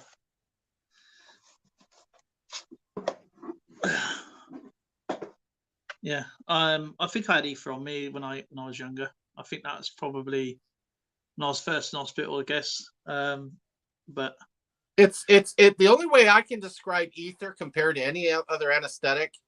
Ether, when you go under an ether, it's like you're on a television channel with nothing on it. It's just gray with a yeah, and you wake up and you got the worst taste in your mouth. Oh, yeah. I remember that now. That is why now when I go under for any operation, okay. Now my trick is now when Matty had his operation. Now, obviously, I've been under a few times. So ever since that time that I remember now, because we used to have starburst, yeah, right. Well, over here they were called opal fruits. So ever since then, every time I go under, I always have a bag of starburst because ever since that taste, the only thing that brings it back is those juices of starburst. That's the only thing that works for me. And Matty goes, "I'll be all right." I goes, "Matty, trust me on experience. Have a bag when you come round and you're feeling like nauseous. Your throat and all that is gonna be horrible. It's disgusting. Yep. So have a bag of starburst, bro. Honestly." And he went, "No, I'll be all right." He ate something. I've run into a problem here with EAC. Why? The screen popped up. I pressed one of the things and it banned them. I can't undo it. I don't know how to undo them. You can't undo them. It's gonna be 5 minutes. You could EAC can hear us. Okay, that wasn't done on purpose. It just bounced up. Just it was something out. So that's because you're too fascinated by putting stuff under the screen all the time. Damn finger. The only thing that's working fast. So yeah, I don't like doing that. Yeah, no, I do. It's pro-for-roll, yeah. But I always have a bag of starburst, okay, on any operation or if I go under for anything, because it's the only thing that stops me from actually feeling nauseous afterwards. And it's nice to actually taste something that doesn't taste of residue. But Matty didn't take my advice and he was ill. And once he had a bag of starburst, he was all right. So starburst, if you ever go under, okay, don't worry about calories, just enjoy them.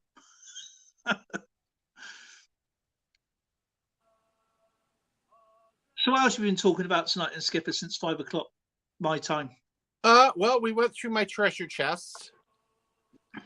I had a couple treasure chests I went through.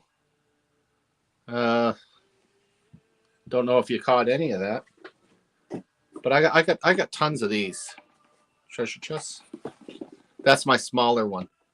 I'm surprised you haven't. If you said you didn't have tons of them, of all the seafaring you've done, all the looting and the swagging and all stuff like that, all the piracy, I'm surprised that you haven't got it. You know, if you hadn't done, you're not a very good pirate.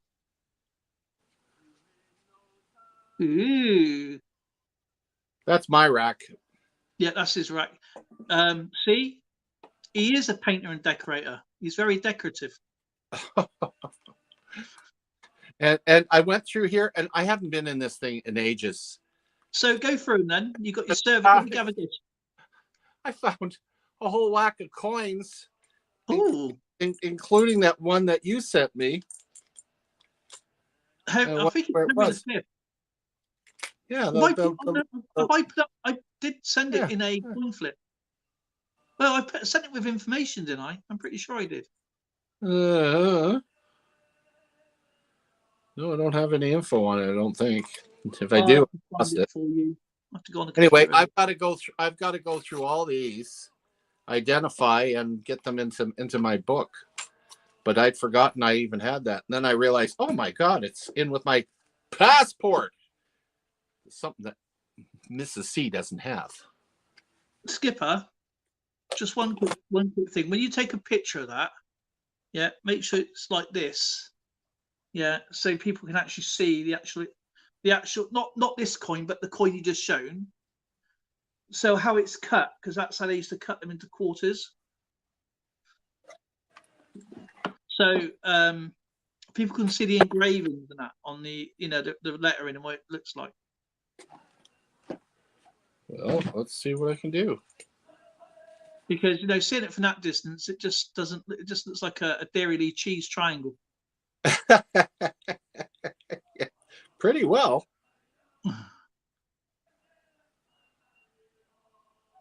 I believe that's silver as well.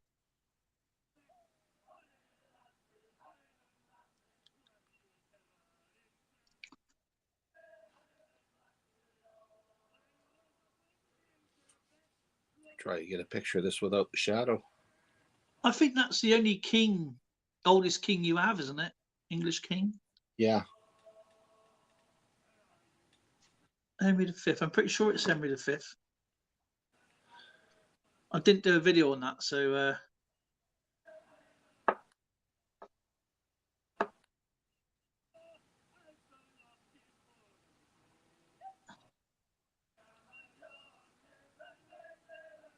Oh, come on.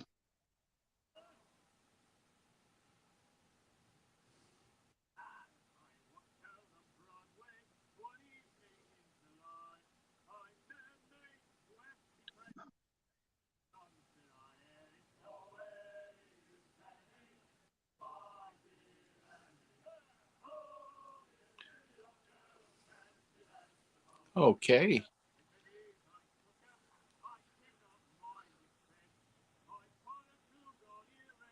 How's that? That's better. So there you go. That's that coin there belongs to this king here. Now I think he's the one who went to fight. I think there's a film, but it's very inaccurate. It's that's the king he's on about.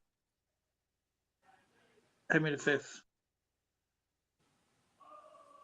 And what denomination is that again? I'm not sure. I think it was a groat. A groat is 4 quarters. So as it's a quarter, that's going to be off a groat. And they would obviously use halves. That's Henry the First? Fifth. Henry the Fifth. Devil Dog. So yeah, he was the one who went. I believe he went to France. No, Henry the Fifth. Henry the Fifth.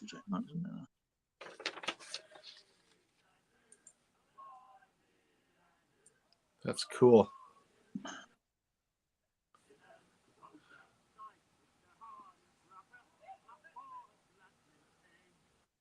Yeah, war in France. He went to France. Henry may have regarded the ascension of his claims because his dad obviously was King of Normandy.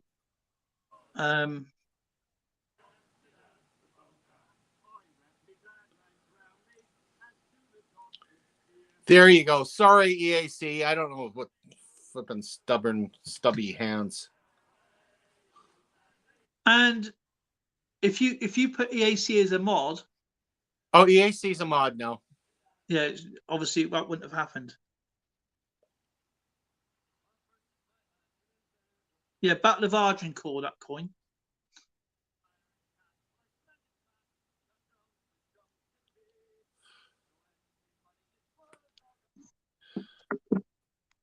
How about that then, eh? Battle of Agincourt. So, if I remember rightly, an OB is half. So this is a quarter. Yes, that's a quark, or whatever how you pronounce it there. Quark? Quark. Is it quark? Quark? How would you say a quarter? Is it a quarter? Quark. Blistering Barnacles did the same thing. So our treasured home. It's like you'll be back in a sec. We're having a great time here, blocking everybody. I think it's a quark. I'm pretty sure it's classed as that. But yeah, it would have been a groat because they would have the groats would have been. So this is a quarter groat then. Yeah, if you want to put it that way, yeah. But you wouldn't go up to somebody and say, "I got a quarter of a groat." Henry V. Henry V. Trying to remember this. Well, Henry V. You've heard of the Battle of Agincourt, didn't you? Of course I do. Well, that's the king who went to France. And that's you've heard that would have been around the same time as Joan of Arc. Wow. So you've heard of Joan of Arc, right? She was obviously the English were scared of her. So the siege of a really hot teenager. The siege of Orleans and all that. So that went right over your head. I didn't hear you. Sorry. I said she was a really hot teenager. She was, yeah, she was. Yeah, and she liked steak. Yeah, she likes well done, all right. Don't feel stupid. Eventually you get to be my age, then it'll be a natural thing anyway. Okay. Yeah, half pennies would it be called obulus, OBULUS. OB for half pennies, and a quar. Farthings were abbreviated as quar, or quadrans, a quarter of a penny of a farthing. So it's like a farthing, but that's what you can call that, a farthing, or a 4 farthing, because it's a quarter. A four farthing. A farthing, spout FOURTH-THING. Farthing. Yeah, farthing. Ooh, me. But a groat would have been 4 pennies, basically. A fourth of. Hang on. I'll have to check this out because I can't remember. I know I got the details for it. The question is, would this buy me a tanker? No, it won't be a groat. It won't be a groat. Would that give me a tanker to mead, though? Hang on a minute. No, that wouldn't have been a groat because the groat didn't come out until 1660. No, that's 4 pennies, by the way. So no, that would have been from a penny. So that would have been a quarter of a penny then. A quarter of a penny. Yeah.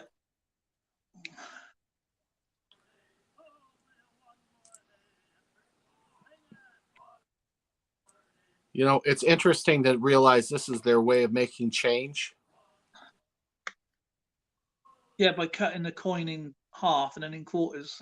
That actually was quite prevalent in North America too, because they ended up the Brits wouldn't send any silver over.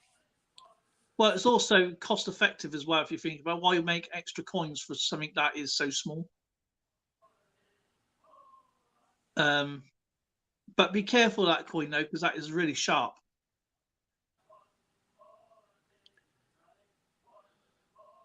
That is really, really sharp. It's probably better off being in that.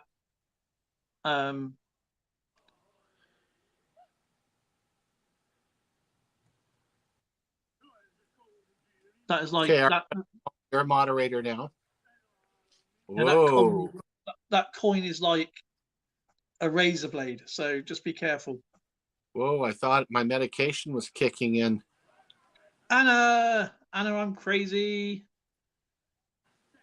How is blistering? How is Anna? How is our treasured home? And everybody, what did everybody get up to over the weekend? Hope they had good fun.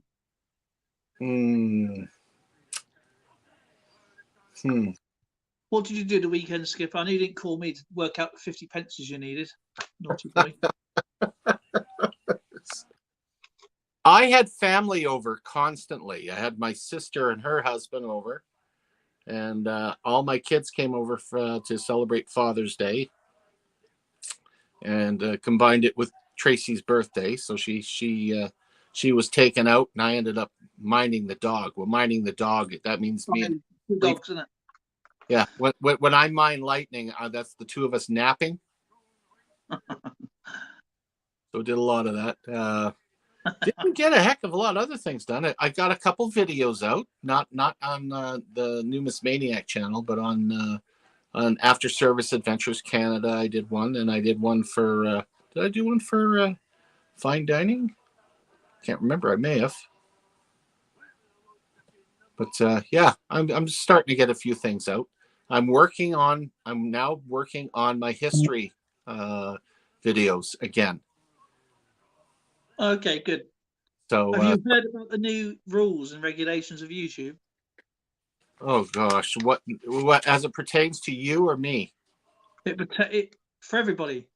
Okay, well, what are you talking about? The reduction in the number of hours we need, and well, I mentioned this last year that what they were going to do in potential terms.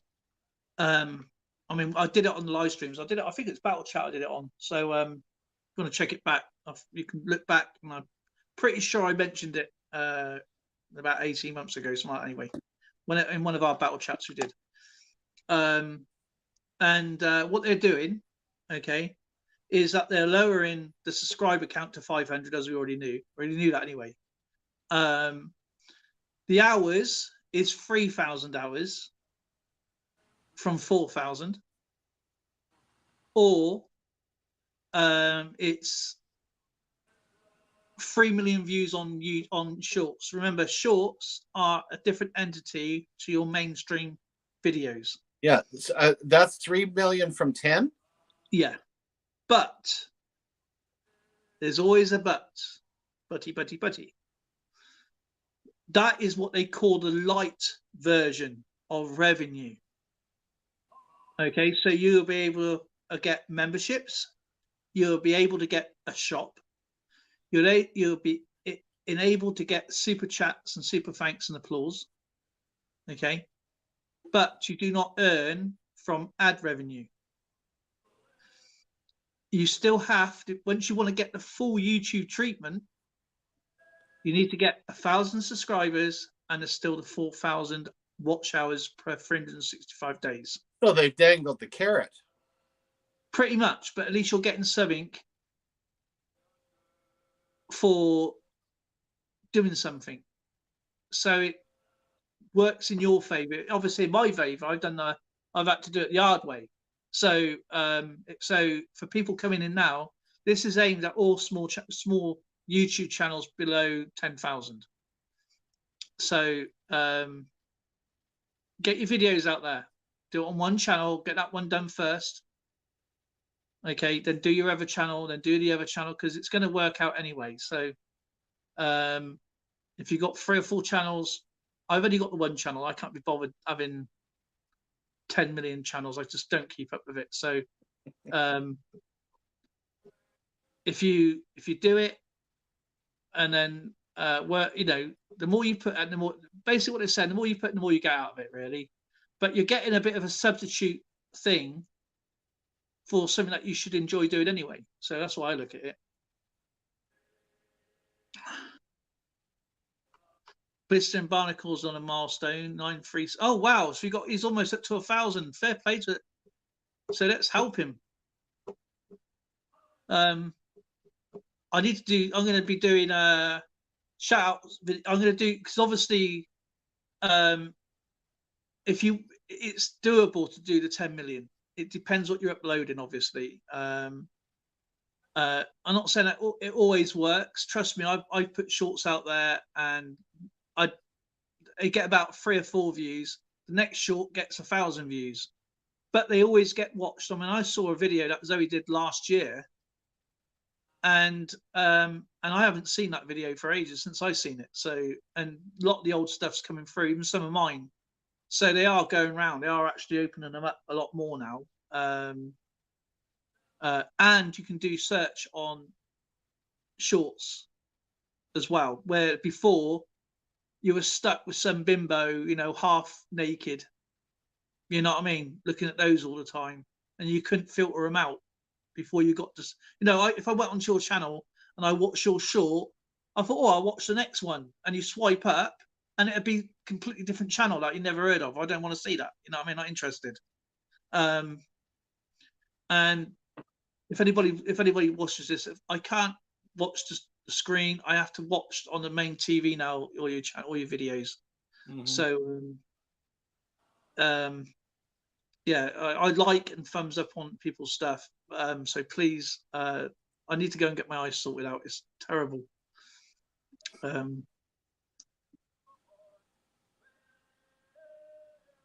Yeah. So I've done a few for Darren. I've watched a few of his old stuff back.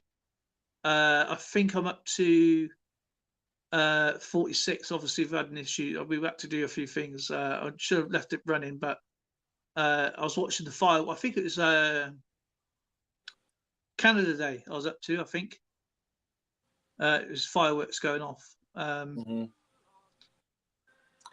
Well, this somebody I've seen for a while. Heath Stott his adventures.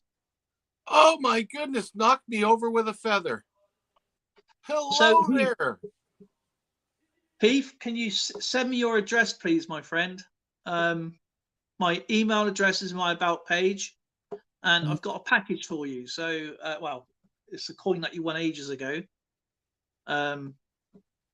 If you can do that, that'd be fantastic. And that everything will be going out very soon anyway. We can't drive anywhere because our tires, as you know, our tires were burst, all 4 of them. And we've had to get them fixed, and now our windscreen's gone as well. So we can't drive away until the guy comes and fixes it. So you got the point now where you have to put a for sale sign. Cheap. It's yeah. I mean, I haven't got any. Obviously, I've got addresses now for the others, so the others are going out. After all this time, I still haven't got Mr. Marmellows. Yeah, that's been quite a while now. Don't forget to leave your zip code and your country as well, because I do send out all over the world, and I don't want to put a different country to a different address like I did with Sheldon once. Yeah, so, a lot of people are coming on today that are real big promoters of other people's channels. Yeah, I'm going to start doing shout-out videos for everybody. I'm going to go through my, because as I said, I had a book of all the people I shouted out, ran their hours for. I threw the book away now, but there was about 600 something people I did in that book. And I went through them, and most of them don't do videos anymore. They've stopped 2 years ago, a year ago, 6 months ago, whatever. And I'm gonna have to go through them again, because I know, like Phil Guy, he said that treasure Talking Bullion's back. Great, if you recommend going over there, checking them out. But they haven't done a video or anything for like 4 or 5 months, if I remember rightly, and they done one 2 months ago. And then a few days ago. So I think they're just coming back, or they're just doing it willy-nilly. I don't know. But people have things going on in their lives. So or they've gone on to do auctions, and that's dwindled off. Or obviously everybody's gone back to work, so or whatever they're doing in their lives, you know what I mean. Just wish everybody well. Everybody's happy. But yeah, but people always come, you know, new people always come in. So that's one thing about YouTube. It's like an airport. People come, people go. But I will start getting around to doing people that are actually active. I think that's only fair, and the members, and if that makes sense. Yes, it does. I wouldn't recommend going to people that haven't. I don't know if they're active, they're watching now, or they're just watching, and they are active, but they just don't want to do videos anymore. I don't know, but I will, until they're confirmed that they're still active, I will just do the ones that have uploaded. I think that's just going to be the safest option, going for that way. And then you've got an option to go and support them. Hopefully they support you back. Let them know. One thing though, let them know where you come from, who recommended you, is another thing, getting you both out there as well. So I'm only going to do about 3 or 4 channels a week, so it's not overrun. I am going to bring back my trivia thing as well. So it's going to be done a little bit different. I'm going to be putting a coin out, and it's going to be related to that country and that year. So it's going to be a bit Now you're talking. Bit of trivia. Only a few questions. There's no competition. You can either, if people put the answers in the chat, fair enough. If you want to go and copy it, it's entirely up to you. But try and have a go at it. Have a bit of fun. So I'm changing all that over. I'm changing my merch over as well. I need to sort that out because they're deleting. Every time I put a design up, they're deleting it. And I don't know why. So I've only got a few designs on there. Some of the basics. If anybody's got a certain size or whatever they want to, if they do buy anything, I don't have control over the prices. That is down to the company, by the way. And I'm pretty sure Coining Around knows this, and a lot of channels you have merch, you don't have the control of the prices. You just get a very minimal amount. And of course, Skipper's got a mug, cup, whatever you want to call it, ready to go. It contains water though, because he's sunk.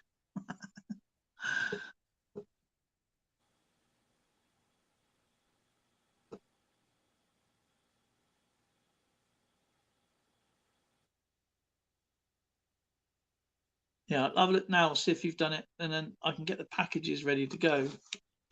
And until our car's done, we can't get to the post office. So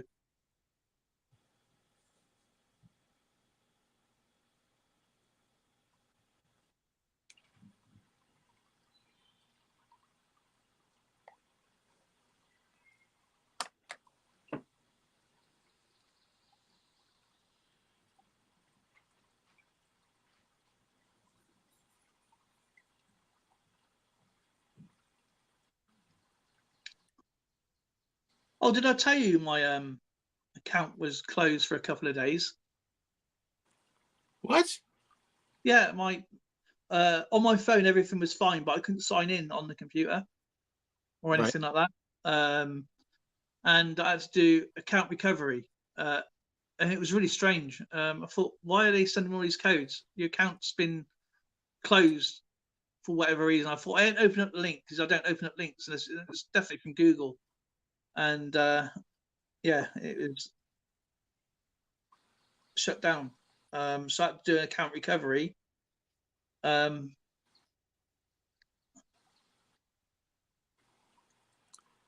was this? This was. If you guys get a chance, check out Devil Dog's channel, and same with Gary's channel. That's is YouTube Police. They're really big on promoting. Mayor videos is another one, especially on Saturdays if you like metal detecting or magnet fishing or collecting of any sort. great bunch of people that come on there every week. Yeah. 4 days ago. So you had to get my account back. Wow. 4 Unbelievable. days ago. Welcome back to your account.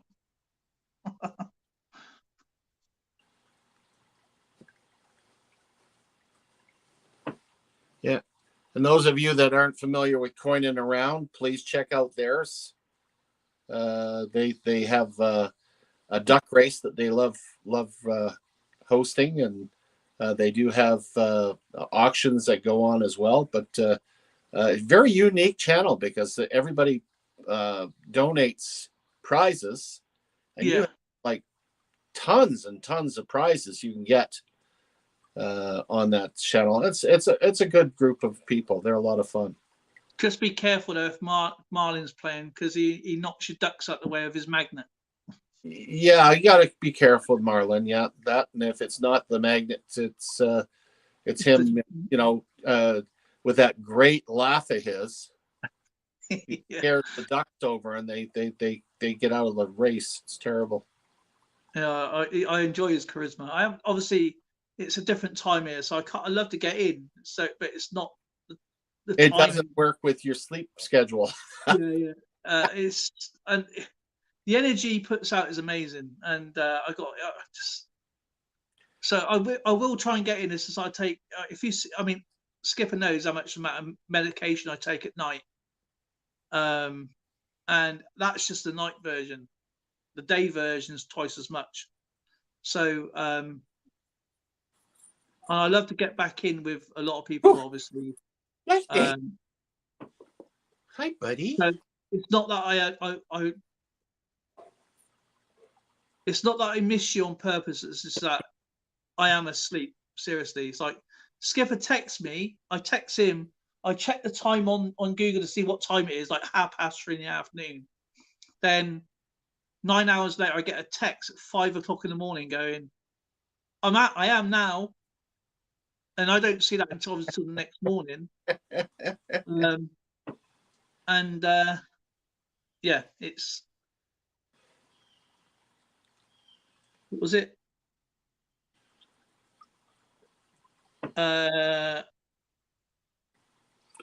They sure are a killer, Marlon. Yeah.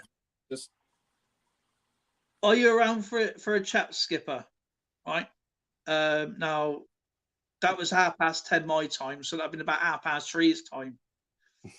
5 o'clock in the morning. I am now. yeah, oh. He goes.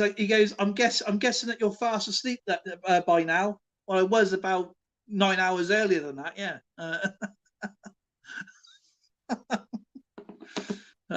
Crazy. 5 o'clock. I am now. One of the stories in social media will is trying to find that one sweet spot where everybody can get on and say hello. Time zones are killer. I totally agree with you, Mark. I'll tell you. But yeah, I thought I woke up and I thought, I've got a message here from Skipper. I am now time 5:06. I thought either I've missed you or you've missed me. I'm not sure, dear. But yeah, it's funny.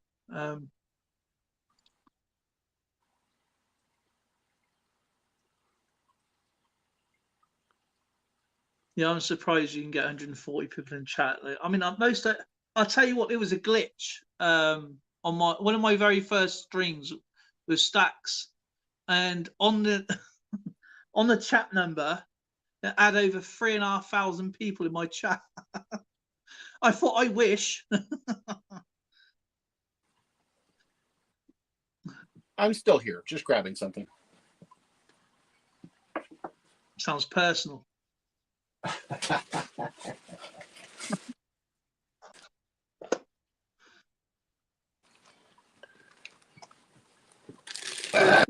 Depends.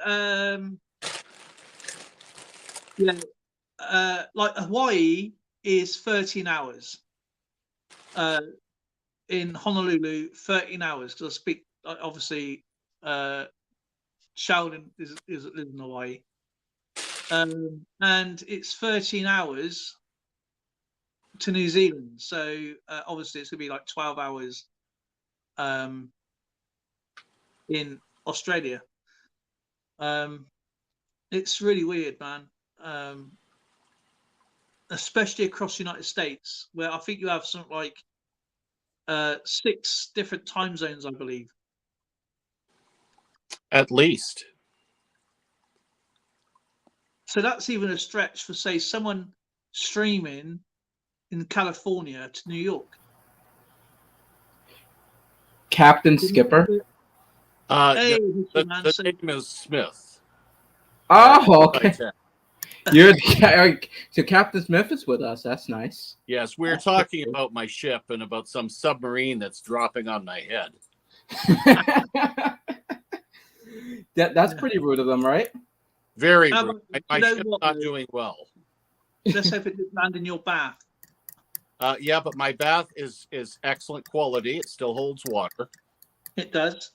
And bacteria. See? You got all that soap scum hanging off your bath there, Skipper. Yeah. Yeah, exactly. That is pretty fun. I've heard about the whole thing and what happened to the Titanic with they lost the submarine. It's like in the ship. It's actually in the ship. I don't know. Is it in the ship? Normally they just cruise around the bow and the stern, and they they're in 2 different debris fields. Right. And they just cruise around the outside because it's so fragile. Yeah, if that went down, say in mid submersible, yeah, that will go through the Titanic like, as I said, like foil. Like the Titanic's metal's like foil. Yeah. Oh yeah. That thing is very fragile. It's because obviously the top of it is only just like wood, really. It's not. You've only got a few bulkheads and that, and steel struts to hold the wood up together. But man, yes, they did. A little bit of trivia about sinkings like that. The Titanic, as you know, there's not a heck of a lot left, especially when it comes to those that lost their lives. Yeah. But if you were to go to Lake Superior, freshwater lake, there are people that have drowned in shipwrecks 100 years ago, and their bodies are still intact. Yeah, because it's literally fresh water. It is fresh water and is so not cold. And it's cold. Yeah, that's one of the reasons. It is not as great as well. I would invite anybody who's never been to Lake Superior to check it out. It actually, from the shoreline even, it looks evil. It is one of the most violent and rough bodies of water I've ever seen. That's why pleasure craft avoid it. Yes, they do have some that go in there, but you got to really be careful. It's deep, it's cold, it's violent. I spent my whole youth on the lakes, and I'll tell you right now, Lake Superior is a scary lake to go into. I bet it is. And it's very deep too, that thing too. Yeah. Yeah. The what was the famous tanker that sank? The Fitzgerald. Fitzgerald. Yeah. The story of that is that 2 tankers went out that night, and one made it, and the Fitzgerald didn't, because he went further south to trying to avoid the weather, and there was something else that went on as well. And that's not long been found itself, really, in the grand scheme of things, because they got the SS Fitzgerald's bow, haven't they, in a museum somewhere? Is it in a church or something like that? Yeah, you EAC. If you look at Lake Ontario or Lake St. Clair, they got sandy beaches, a lot of clay. Ever since the zebra mussels an invasive species went in, the water is clear, so clear that the sun is hitting the bottom, so there's a lot of seaweed, and of course you got the problem with the lamprey eels there too. I'm just getting off on a tangent. I know the water very well, but when you get into Lake Superior, it's rugged rock shorelines that look absolutely they're craggy, they're wind blown. It just looks like a nasty place to be, and when the weather goes foul, you don't want to be anywhere near that shoreline. It's just horrible. You know why there were so big rocks there, don't you? And Through you geology. and Skipper, you like been there, like you Oh yeah, I've been like there. did you command ships there or something? No, command ships. Not in youth, I didn't. No, just worked. Okay. Just an able seaman. Tupac, did you see the 2000 Sacagawea's tone I found? Ooh, that'd be interesting. Lake Superior doesn't give. Yeah, down to, if you check it out, it's actually down to geology, where the rocks, where the ice moved years, thousands of years. Obviously, I'm talking ice age. Where the ice would bend upwards, it would rip up all the rocks to the ground, and that's why you get these big boulders. I see them everywhere here. Yeah, that is why. It's the Yeah. same as Scotland. People think it's from old volcanoes, but it's not. Scotland was actually a just ice, and where the ice has been pushed back, ice flow goes upwards. You see, as it's being pushed, and it rips up the ground, and that's why you get these big boulders in the middle of the fields and stuff. Yeah, all our Great Lakes are a result of the ice age. Yeah, because that was all under glacier at one time. What's the name for them? There's a name for the type of mound that they make. They look like molehills, but they're huge. I don't know about the mounds, but I do know about Almond Joy. Hang on. I guess nobody got that joke. Oh well. Yeah, Mountain Joy. Yeah, I know.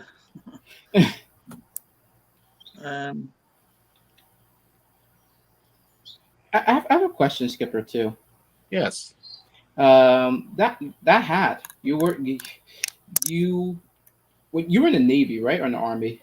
The hat. If you look real close at the hat that I'm wearing, and I'm gonna remove my fake rank here.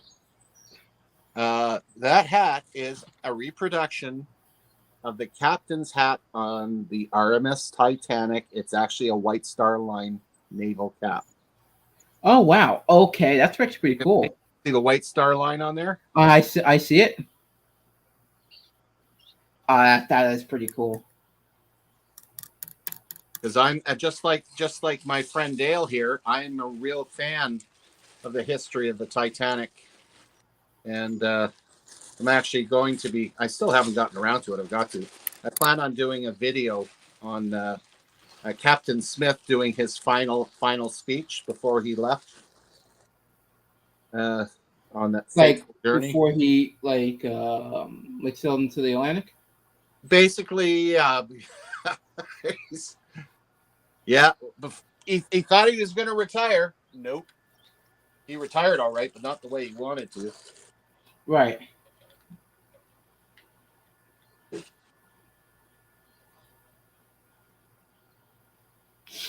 Because I'm starting to collect hats like that, I think.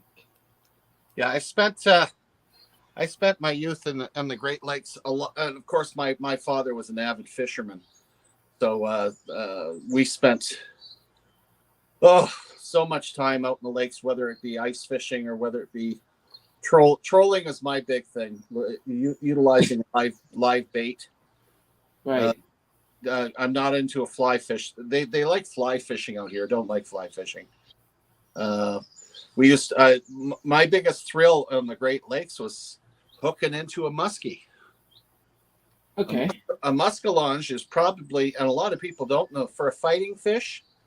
There was a number of years ago where they did an experiment, and they did an aquarium that was split with a sliding glass panel in between, and they had on one side they had a muskellunge for you guys that don't know the full name, and the other side was a barracuda. Ooh. And they slowly but surely let the fresh water and the salt water mix a little bit. Then they pulled the glass up, and the muskie destroyed the barracuda. Wow. Absolutely ripped it apart. They are vicious. And you would think the barracuda would have won. You would think so, but nope. Yeah. Muskie is a very dangerous fish. Wow. But boy, I had one I hooked on the Detroit River. I was on the dock, and I had a 10-pound test line, which is okay. And it pulled me into the river right off the dock. I was probably about 9 or 10 years old. Wow, yeah. Yeah. I do miss the days where I used to be able to go out and perch and pickerel. Oh, black crappies, used to love them. I'll tell you what videos I enjoy watching is when they throw, like, you got these fishermen throwing like a GoPro on the end of their like bait and hook, and you see the fish nab at the bait. Hey, Dale! No, I'm just looking at something because. Did Dale fall asleep? No, I am checking something out because he's awake now. I'm always awake.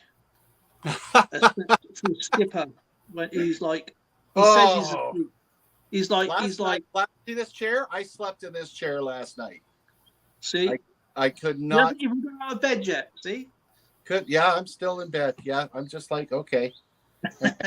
I know Mrs. C wants me to go pick up some groceries, so I'm going to end up doing that here shortly. Now, do you see my point there, history man? What happened? You got out of bed yet? What happened, Dale? Okay, Skipper hasn't even got out of bed yet. Well, yeah, I got dressed. I went to the room when I was in bed. Yeah, brought me a lunch. Soup and sandwiches for lunch. She brought it down. I don't know. What did I do that was right this weekend? I got in her good book somehow. You don't remember? Well, I just try to be such a nice guy, and I know what. She's trying to get on the nice list. Oh, battery's going there. That's what I got to do. I got to find a cobbler.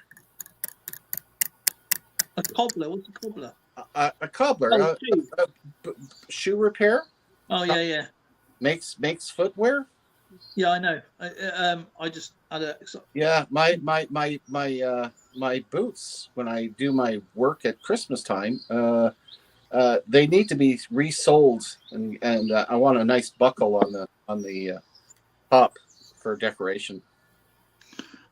Last time I went fishing was the 6th with Mount Dad and Grandparents, Lake Cottage, Little Barbie Lake. I haven't been fishing for years. I'll tell you what. I have to get hold of my nephew. He's still got the photo, and I should have took credit for this. But my nephew is 9 years old. Okay, he's 30 now, I think. And I was sorting out a line for him because I used to like fishing, and I dropped the test line in. He's not even actually on the rod yet. I just testing out the float, you see. And it was in a river, a fast flowing river on the bend. It's the best place to catch a fish is on a bend. And I lobbed it out, just a line to get the float right. I was basically showing him, and I caught a pike. Caught this bloody big pike on it, didn't it? Oh, nice. Must have been about it wasn't big pike, it was like 13 pound. but I pulled it out by hand, and that was just testing. That was the best fish I ever caught. And well, my nephew, the next week, did exactly the same thing as I did, but this time he put the line on the rod this time, and so he had his bait on. He had a bait feeder, and he's with his dad. He threw out the line without actually casting, and he caught. I think it was either a bass or a what's that other one? Looks like a catfish. Is it a dace or something like that? I can't remember. I haven't been fishing for years. It might not. It could have even been a perch, but it was huge, right? It was like massive, and he was actually on the front cover of Angler Times. 9-year-old boy catches this. I can't remember what type of fish it was. So I'm not even going to guess. Guys, sorry if I'm like going out too much, but I gotta talk to someone again. Sorry if I keep going out very much. That's all right. That's all right. It's good to hear you, my friend. Though. Yeah, that's good to hear you, Dale. I hope you had a good week. I'll see you guys. Yeah, take care of yourself. It's always a pleasure hearing from you. Yeah, absolutely. Yeah, thank you. Always. We'll come back. I'll see you. You bet. No problem. Blistering Barnacles Magnets. Shall I change my channel name to Blistering Barnacles Adventures? Just asking. Well, you know what? It all depends on your content. Are you primarily going to be just doing magnet fishing, or are you going to be doing other adventures? And yeah, Kinemine's correct. It does open up other topics you can talk about, like on here now. With my channel, but this isn't just coins. This is collecting. This is anything that you're into, your hobbies and whatnot. You know. Yeah, I should have thought about my channel name, because I was just going to do coins, and I thought, should I do my banknotes? Should I do? And it's just progressed ever since. You know, I thought, is it logical to change my name, or is it going to be a nightmare changing my name? You know, I mean, with all the other stuff I do have. You know, I think Coin World UK suits you and what you do, because when you say Coin World, that's the whole global idea. Yeah. And if you ask anybody, like we've discussed many times, as a collector, we collect everything. Like, it depends on what you're into. So it's not and guys and gals that are into magnet fishing or metal detecting, they're into coins too. They're into everybody. It seems to crisscross boundaries like crazy. Yeah, I think Coin Around's got right. We're pretty much locked into it now. So I think it'd be a logical nightmare changing the name now after all these years. Tupac, you've got a niche of where people from all walks of life and all different hobbies goes to your channel. Nothing wrong with I totally agree with that. I mean, I think I'm totally different with a lot of channels, because I do my coins individually, and it's like a database. It's not like a YouTube video per se, like like someone actually featuring and talking about that coin or the value of the coin, or because I think once you say a coin is that value, it's there and it's stuck. You know, I don't put values in coins, because variations change all the time, and then you've got to consider that, you know, this coin here, this Chinese coin, exactly the same one as yours, I sent you. Well, not the same, it's different, yeah. But with the different conditions, you know, I'm talking about my collection, and if someone says, oh, this coin is worth X amount, they're going to think that their coin is the same amount. So my coin is about the information side of it. So where people go off to different channels, they're putting the values in on something. They're doing something different. You know, I'm not talking about the history as much as I used to. I got the information on the person and the coat of arms or the artwork on the coin. So it gives people, and even the little details like the mint marks, that people don't know that they're mint marks. The engraver, the designer, if I can get that when I go back further, it's hard to get that because it wasn't recorded. No one really cared who minted the coins back in the day, you know what I mean? So you know, the person who actually done the artwork wasn't really noticed. So yeah, it's I try and when I did my channel years ago when I was Change Finders, I used to put in the monarch. Obviously, the monarch was always there. The prime minister, a couple of things what happened, and it'd be like an 8-minute video. And this way, I prefer it this way because I get to pinpoint what people may not notice on a coin.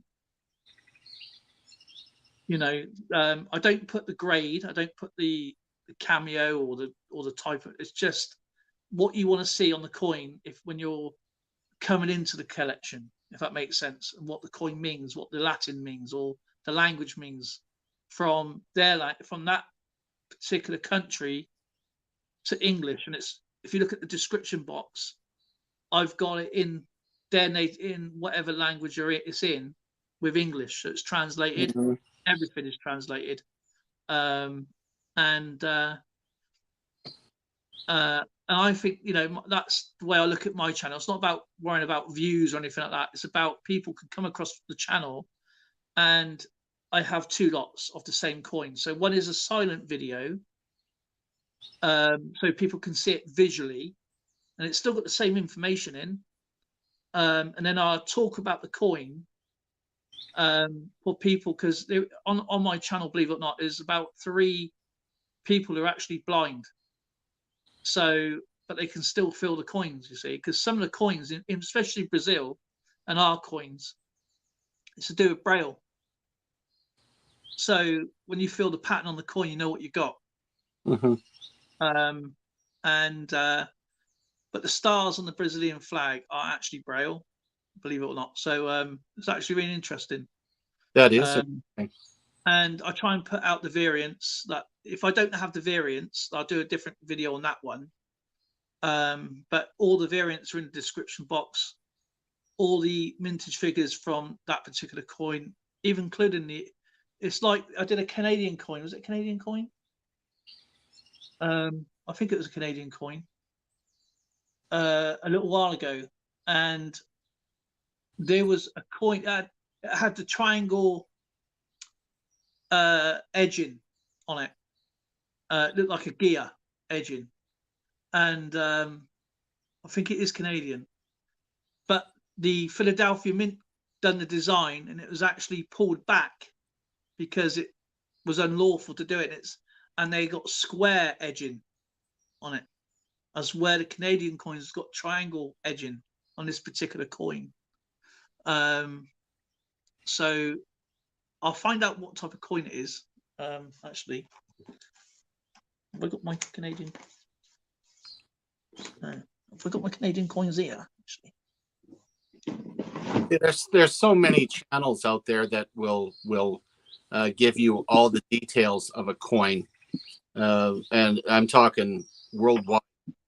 Nick Molnar does a great job. You do a great job of it. My thing is more the history that surrounds the coins. What went on during the year that a particular coin was made, and if there's any details that are historically relevant, and so that way not just duplicating good content that's already out there. I mean, it's and there's a lot. The main thing I think, especially with so many people that are getting into the hobby these days, is knowing the reliable resources that they have online and in books to look up the information for themselves. Because how often do we get people saying, well, how much do you think this thing's worth and all this stuff? I'm like, I get that. I had to delete every email I had. It was so easy just to wipe my whole inbox because, as I told you, all I had, because it was PC Coinstar and a few others whacking in values that were ridiculous. You know, for a coin, any coin, they whack it on a table, and they must have had about 5 or 6 different channels. And as soon as you told them the proper value, like, oh, what's this 1997 2p coin worth? Well, it's worth 2p. It's still in circulation. It's only a base value of 2p. I know. It's so funny. Out there, it's worth 2.5 million quid. And he's getting millions of views on false information. And when you tell somebody the truth, you just get nothing but abuse.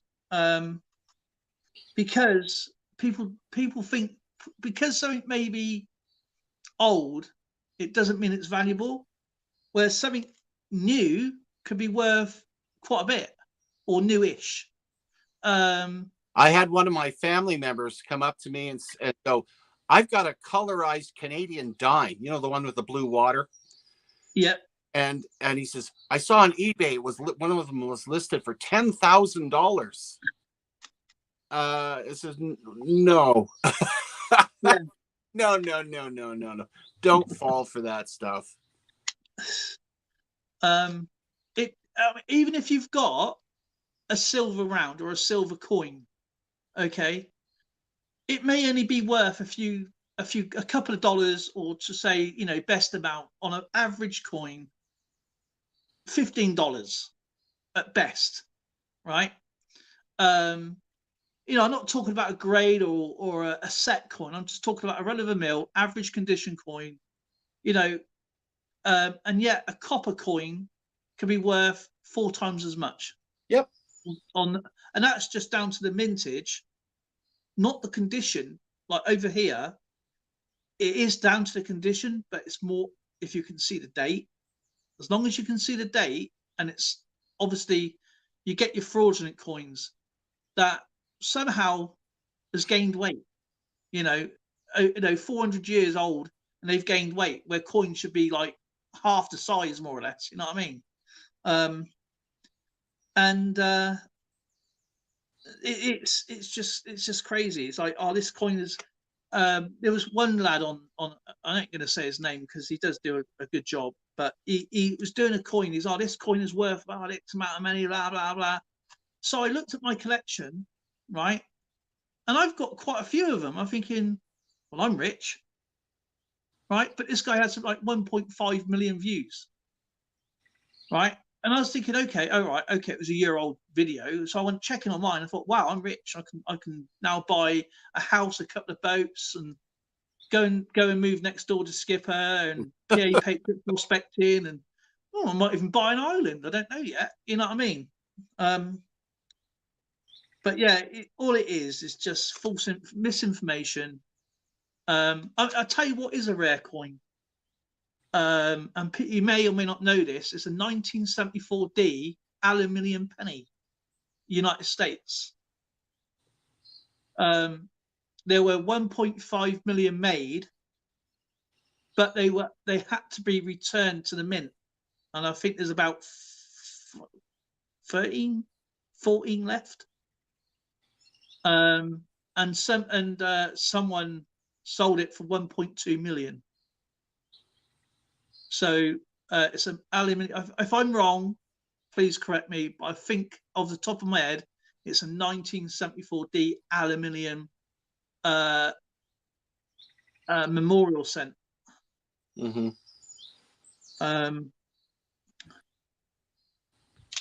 Trying to find the coin that I was doing.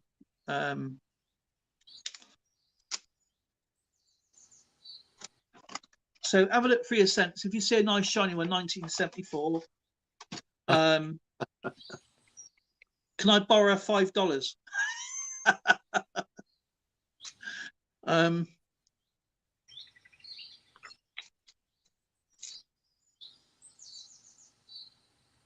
No, I mean, but that's again, I mean, because what makes me laugh is when if you got a coin and you sell it on eBay for argument's sake, right? I'm not saying that it isn't worth anything or is worth something, and you put a coin on for say $100, and someone does buy it, okay, but they don't know what they're buying. They just say, "Oh, that looks nice looking coin. I think that's worth $100.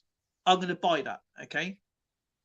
Now somebody else puts the same coin on, a better condition coin, and then puts it on for the same price. Okay, they stand there for weeks. It hasn't sold. It hasn't even been looked at. So you put it on, you put it on. Okay, but you know that coin is only worth. Well, you don't know that coin is worth a amount of money, but when you actually go and do proper research, someone's going to see, but that coin, we've got hundreds of these coins. Whoever bought that coin has failed victim to not a scam as such, but wasted a lot of money because some people are too lazy to do research. And when I buy my coins, I make sure I research. I even ask it like the Canadian coins. I say, Skipper, have I done good at this coin? You know, or more or less all the time. Like some of the fish scales I bought. And a lot of them, it's just research, just sitting down for a couple of hours. Yeah, that's all it is. And going through the coins, because I'll tell you what, you find out fascinating facts about coins in your own country that's minted somewhere else. Or you thought, oh, this is a native coin, and it's been an adaptation of another coin. And so you go looking for that coin, you sort of pair it up. So it's actually really fascinating. The 1943 copper C 45, the 1943 copper coin or the steel cent. Yeah, that is the most common of them ones. But check out the 1974. I think it's 1974D. I don't know if you can do it, Skipper, because I can't do it at the moment. So 1974D aluminium US 1 cent coin. Well, it means I have to get up off my derriere and bring up the book because I don't hold everything up here. Oh no, can you search on Google? Can you for the moment? I don't have. No, you don't have you. I think it's 1974D. If I'm wrong, then I apologise. What's this? I got a US coin in my. Oh, talking billion. I don't know how my gift one. Most important thing to any collector is to know where to look. Yeah, it was. I don't know if it's in the book because it was a drawback. So it's a 74D. What denomination? 1 cent.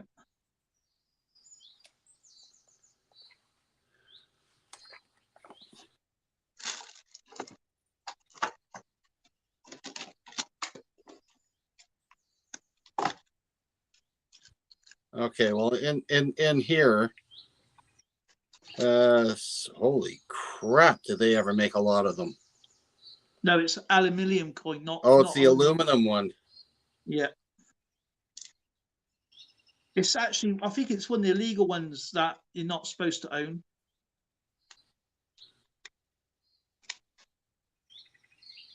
Yeah, I think it was an experimental coin. Some 1,579,324 cents dated 1974 were struck in aluminum as experimental pieces. Yeah. None were placed in circulation and most were later destroyed. One was preserved for the National Numismatic collection in the Smithsonian Institution. Other 94 experimental cents were struck in bronze clad. So it's saying here that they only have the one. No, there's more than that. There's actually about 14, either 13 or 14. Yeah, actually it doesn't say the value in here because it's, of course, it would be ridiculous. Yeah, it's one of the, obviously, as Coin Around stated a minute ago, like obviously the 1944 coins, the steel cents, and the copper obviously are the more well-known ones. But again, obviously talking ridiculous money with the golden eagles, you know, the double eagle coins. Mm-hmm. Going back in the day when they were record. Yeah, I'd be happy if I could get a 1909 SVDB penny. I got a 1909 VDB, but I haven't got an S. I've only got the Philadelphia one. And I don't know if actually Coining Around and Marlon and everybody else, what I saw on TikTok a long time ago, this guy, he had a 1909 VDB S in looks like amazing condition, and he had it on a thing. I thought, oh, he's going to show something, right? I thought, oh, he's going to actually show something here. No, he got a router and he routed it out, right? All you saw was Lincoln Z being destroyed. Oh. And he made a ring out of it, right? He just made a ring out of it. And I thought, man, that ring is like worth about 4p now. He just destroyed probably about $100 coin easy, or if not more. And I was like, I was watching a horror movie. I really was. I was like, I just couldn't stop watching it. It was torturous, honestly. It was really bad. Williamie!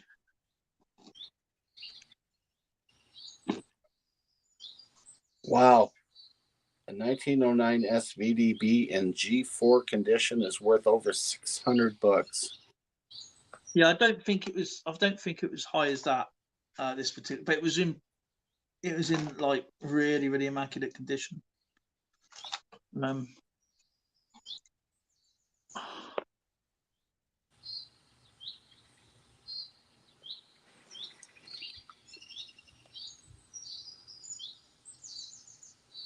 The 1964 peace dollar is illegal to own.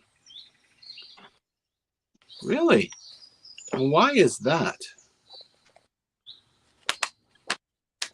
Yeah, there must be a video out there that coins that are illegal to own. That'd be an interesting video.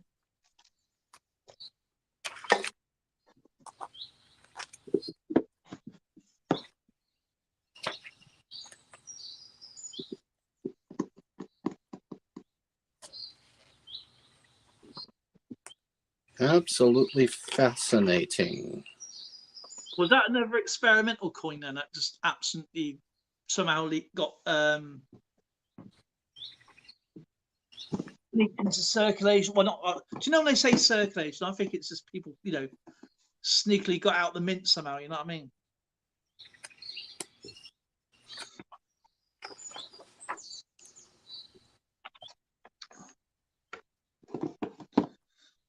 I bought this coin a while ago off of Larry, and peace dollars only went in 35. I should check the barcode on this and see how much it's worth now. I paid $7 for this coin. It's 2012 S clad, 25 cents. Denali, is it? PF60 on Ultra Cameo. I'm going to check that out, how much it's worth now. Unbelievable. I'm going to be doing I got a treasure chest to finish off, but I need to get all my posting out there, kin of mine. When I get all my posting done, I'm definitely going to do another one. So I was behind on my memberships because every time I was ordering stuff, it was getting cancelled. And now I got everybody's addresses. Once our screen on our car, our windows fixed, I can post it all off and get that done. Mm-hmm. It's like someone's like it's about, I don't know, 8-inch crack, just a crack going across. It's hit. It's like someone's chipped at it like this. The brat smashed the window. It's gone like across. So yeah, Zoe went to go out, and the our front windows cracked. Well, it's not smashed or shattered. It's just a line going across. So it's like someone's threw something at it or whatever. I don't know, but hopefully whatever they threw at it bounced back and hit them. Yeah. So guys, we're quickly approaching 3.5 hours today, and I have to get out and do some shopping for dinner. So I'm going to let you guys all go. And thank you very much for your contributions today. Got a lot of stuff going through. And of course, we'll get together again on Wednesday with Dale. Yeah, please come and join us, guys, on Wednesday, 9 p.m. GMT. Or was it 5 p.m. your time? Yeah, this is my channel. I'd like to see Coin Around come up, and Marlin and EAC and anyone come up on the channel, have a chat, show us what you got, show us what you do on the channel. It'd be nice to actually cut, because obviously I can't catch up with you guys all the time, and I'm sorry that I miss you. It's not like it's done on purpose, just stupid time zone, the medication. And I think the world of you guys, I really do, because I know how good you are. I've seen you, when I was a lot better, and it'd be nice to actually show what you do on your channel, what you like collecting, what you like to do. Get yourself out there. I know you don't need to. Everybody's world famous. But, from the British perspective, to show what you do. Exactly. So with that, guys, thank you for showing up, and we will catch you on Wednesday on Coin World UK's channel. Yeah, definitely. And I can't wait. I mean, I do the contest as soon as I get everybody's post now. It's all back to normal. Then I can get on with a round of battle chat, maybe the history thing with Skipper. And yes, that's coming. It's we haven't forgotten about you guys, because we do appreciate every single one of you, really do. And Neil, I'm glad you did a video, my friend. About time too. I know you've been unwell, but please check out Neil's channel, and obviously each other's, of course. Blistering Barnacles as well. Anyone, because if I can do a live stream, anybody can come up and do a live stream. So absolutely. Au revoir, et bientôt, mon ami. Ciao, and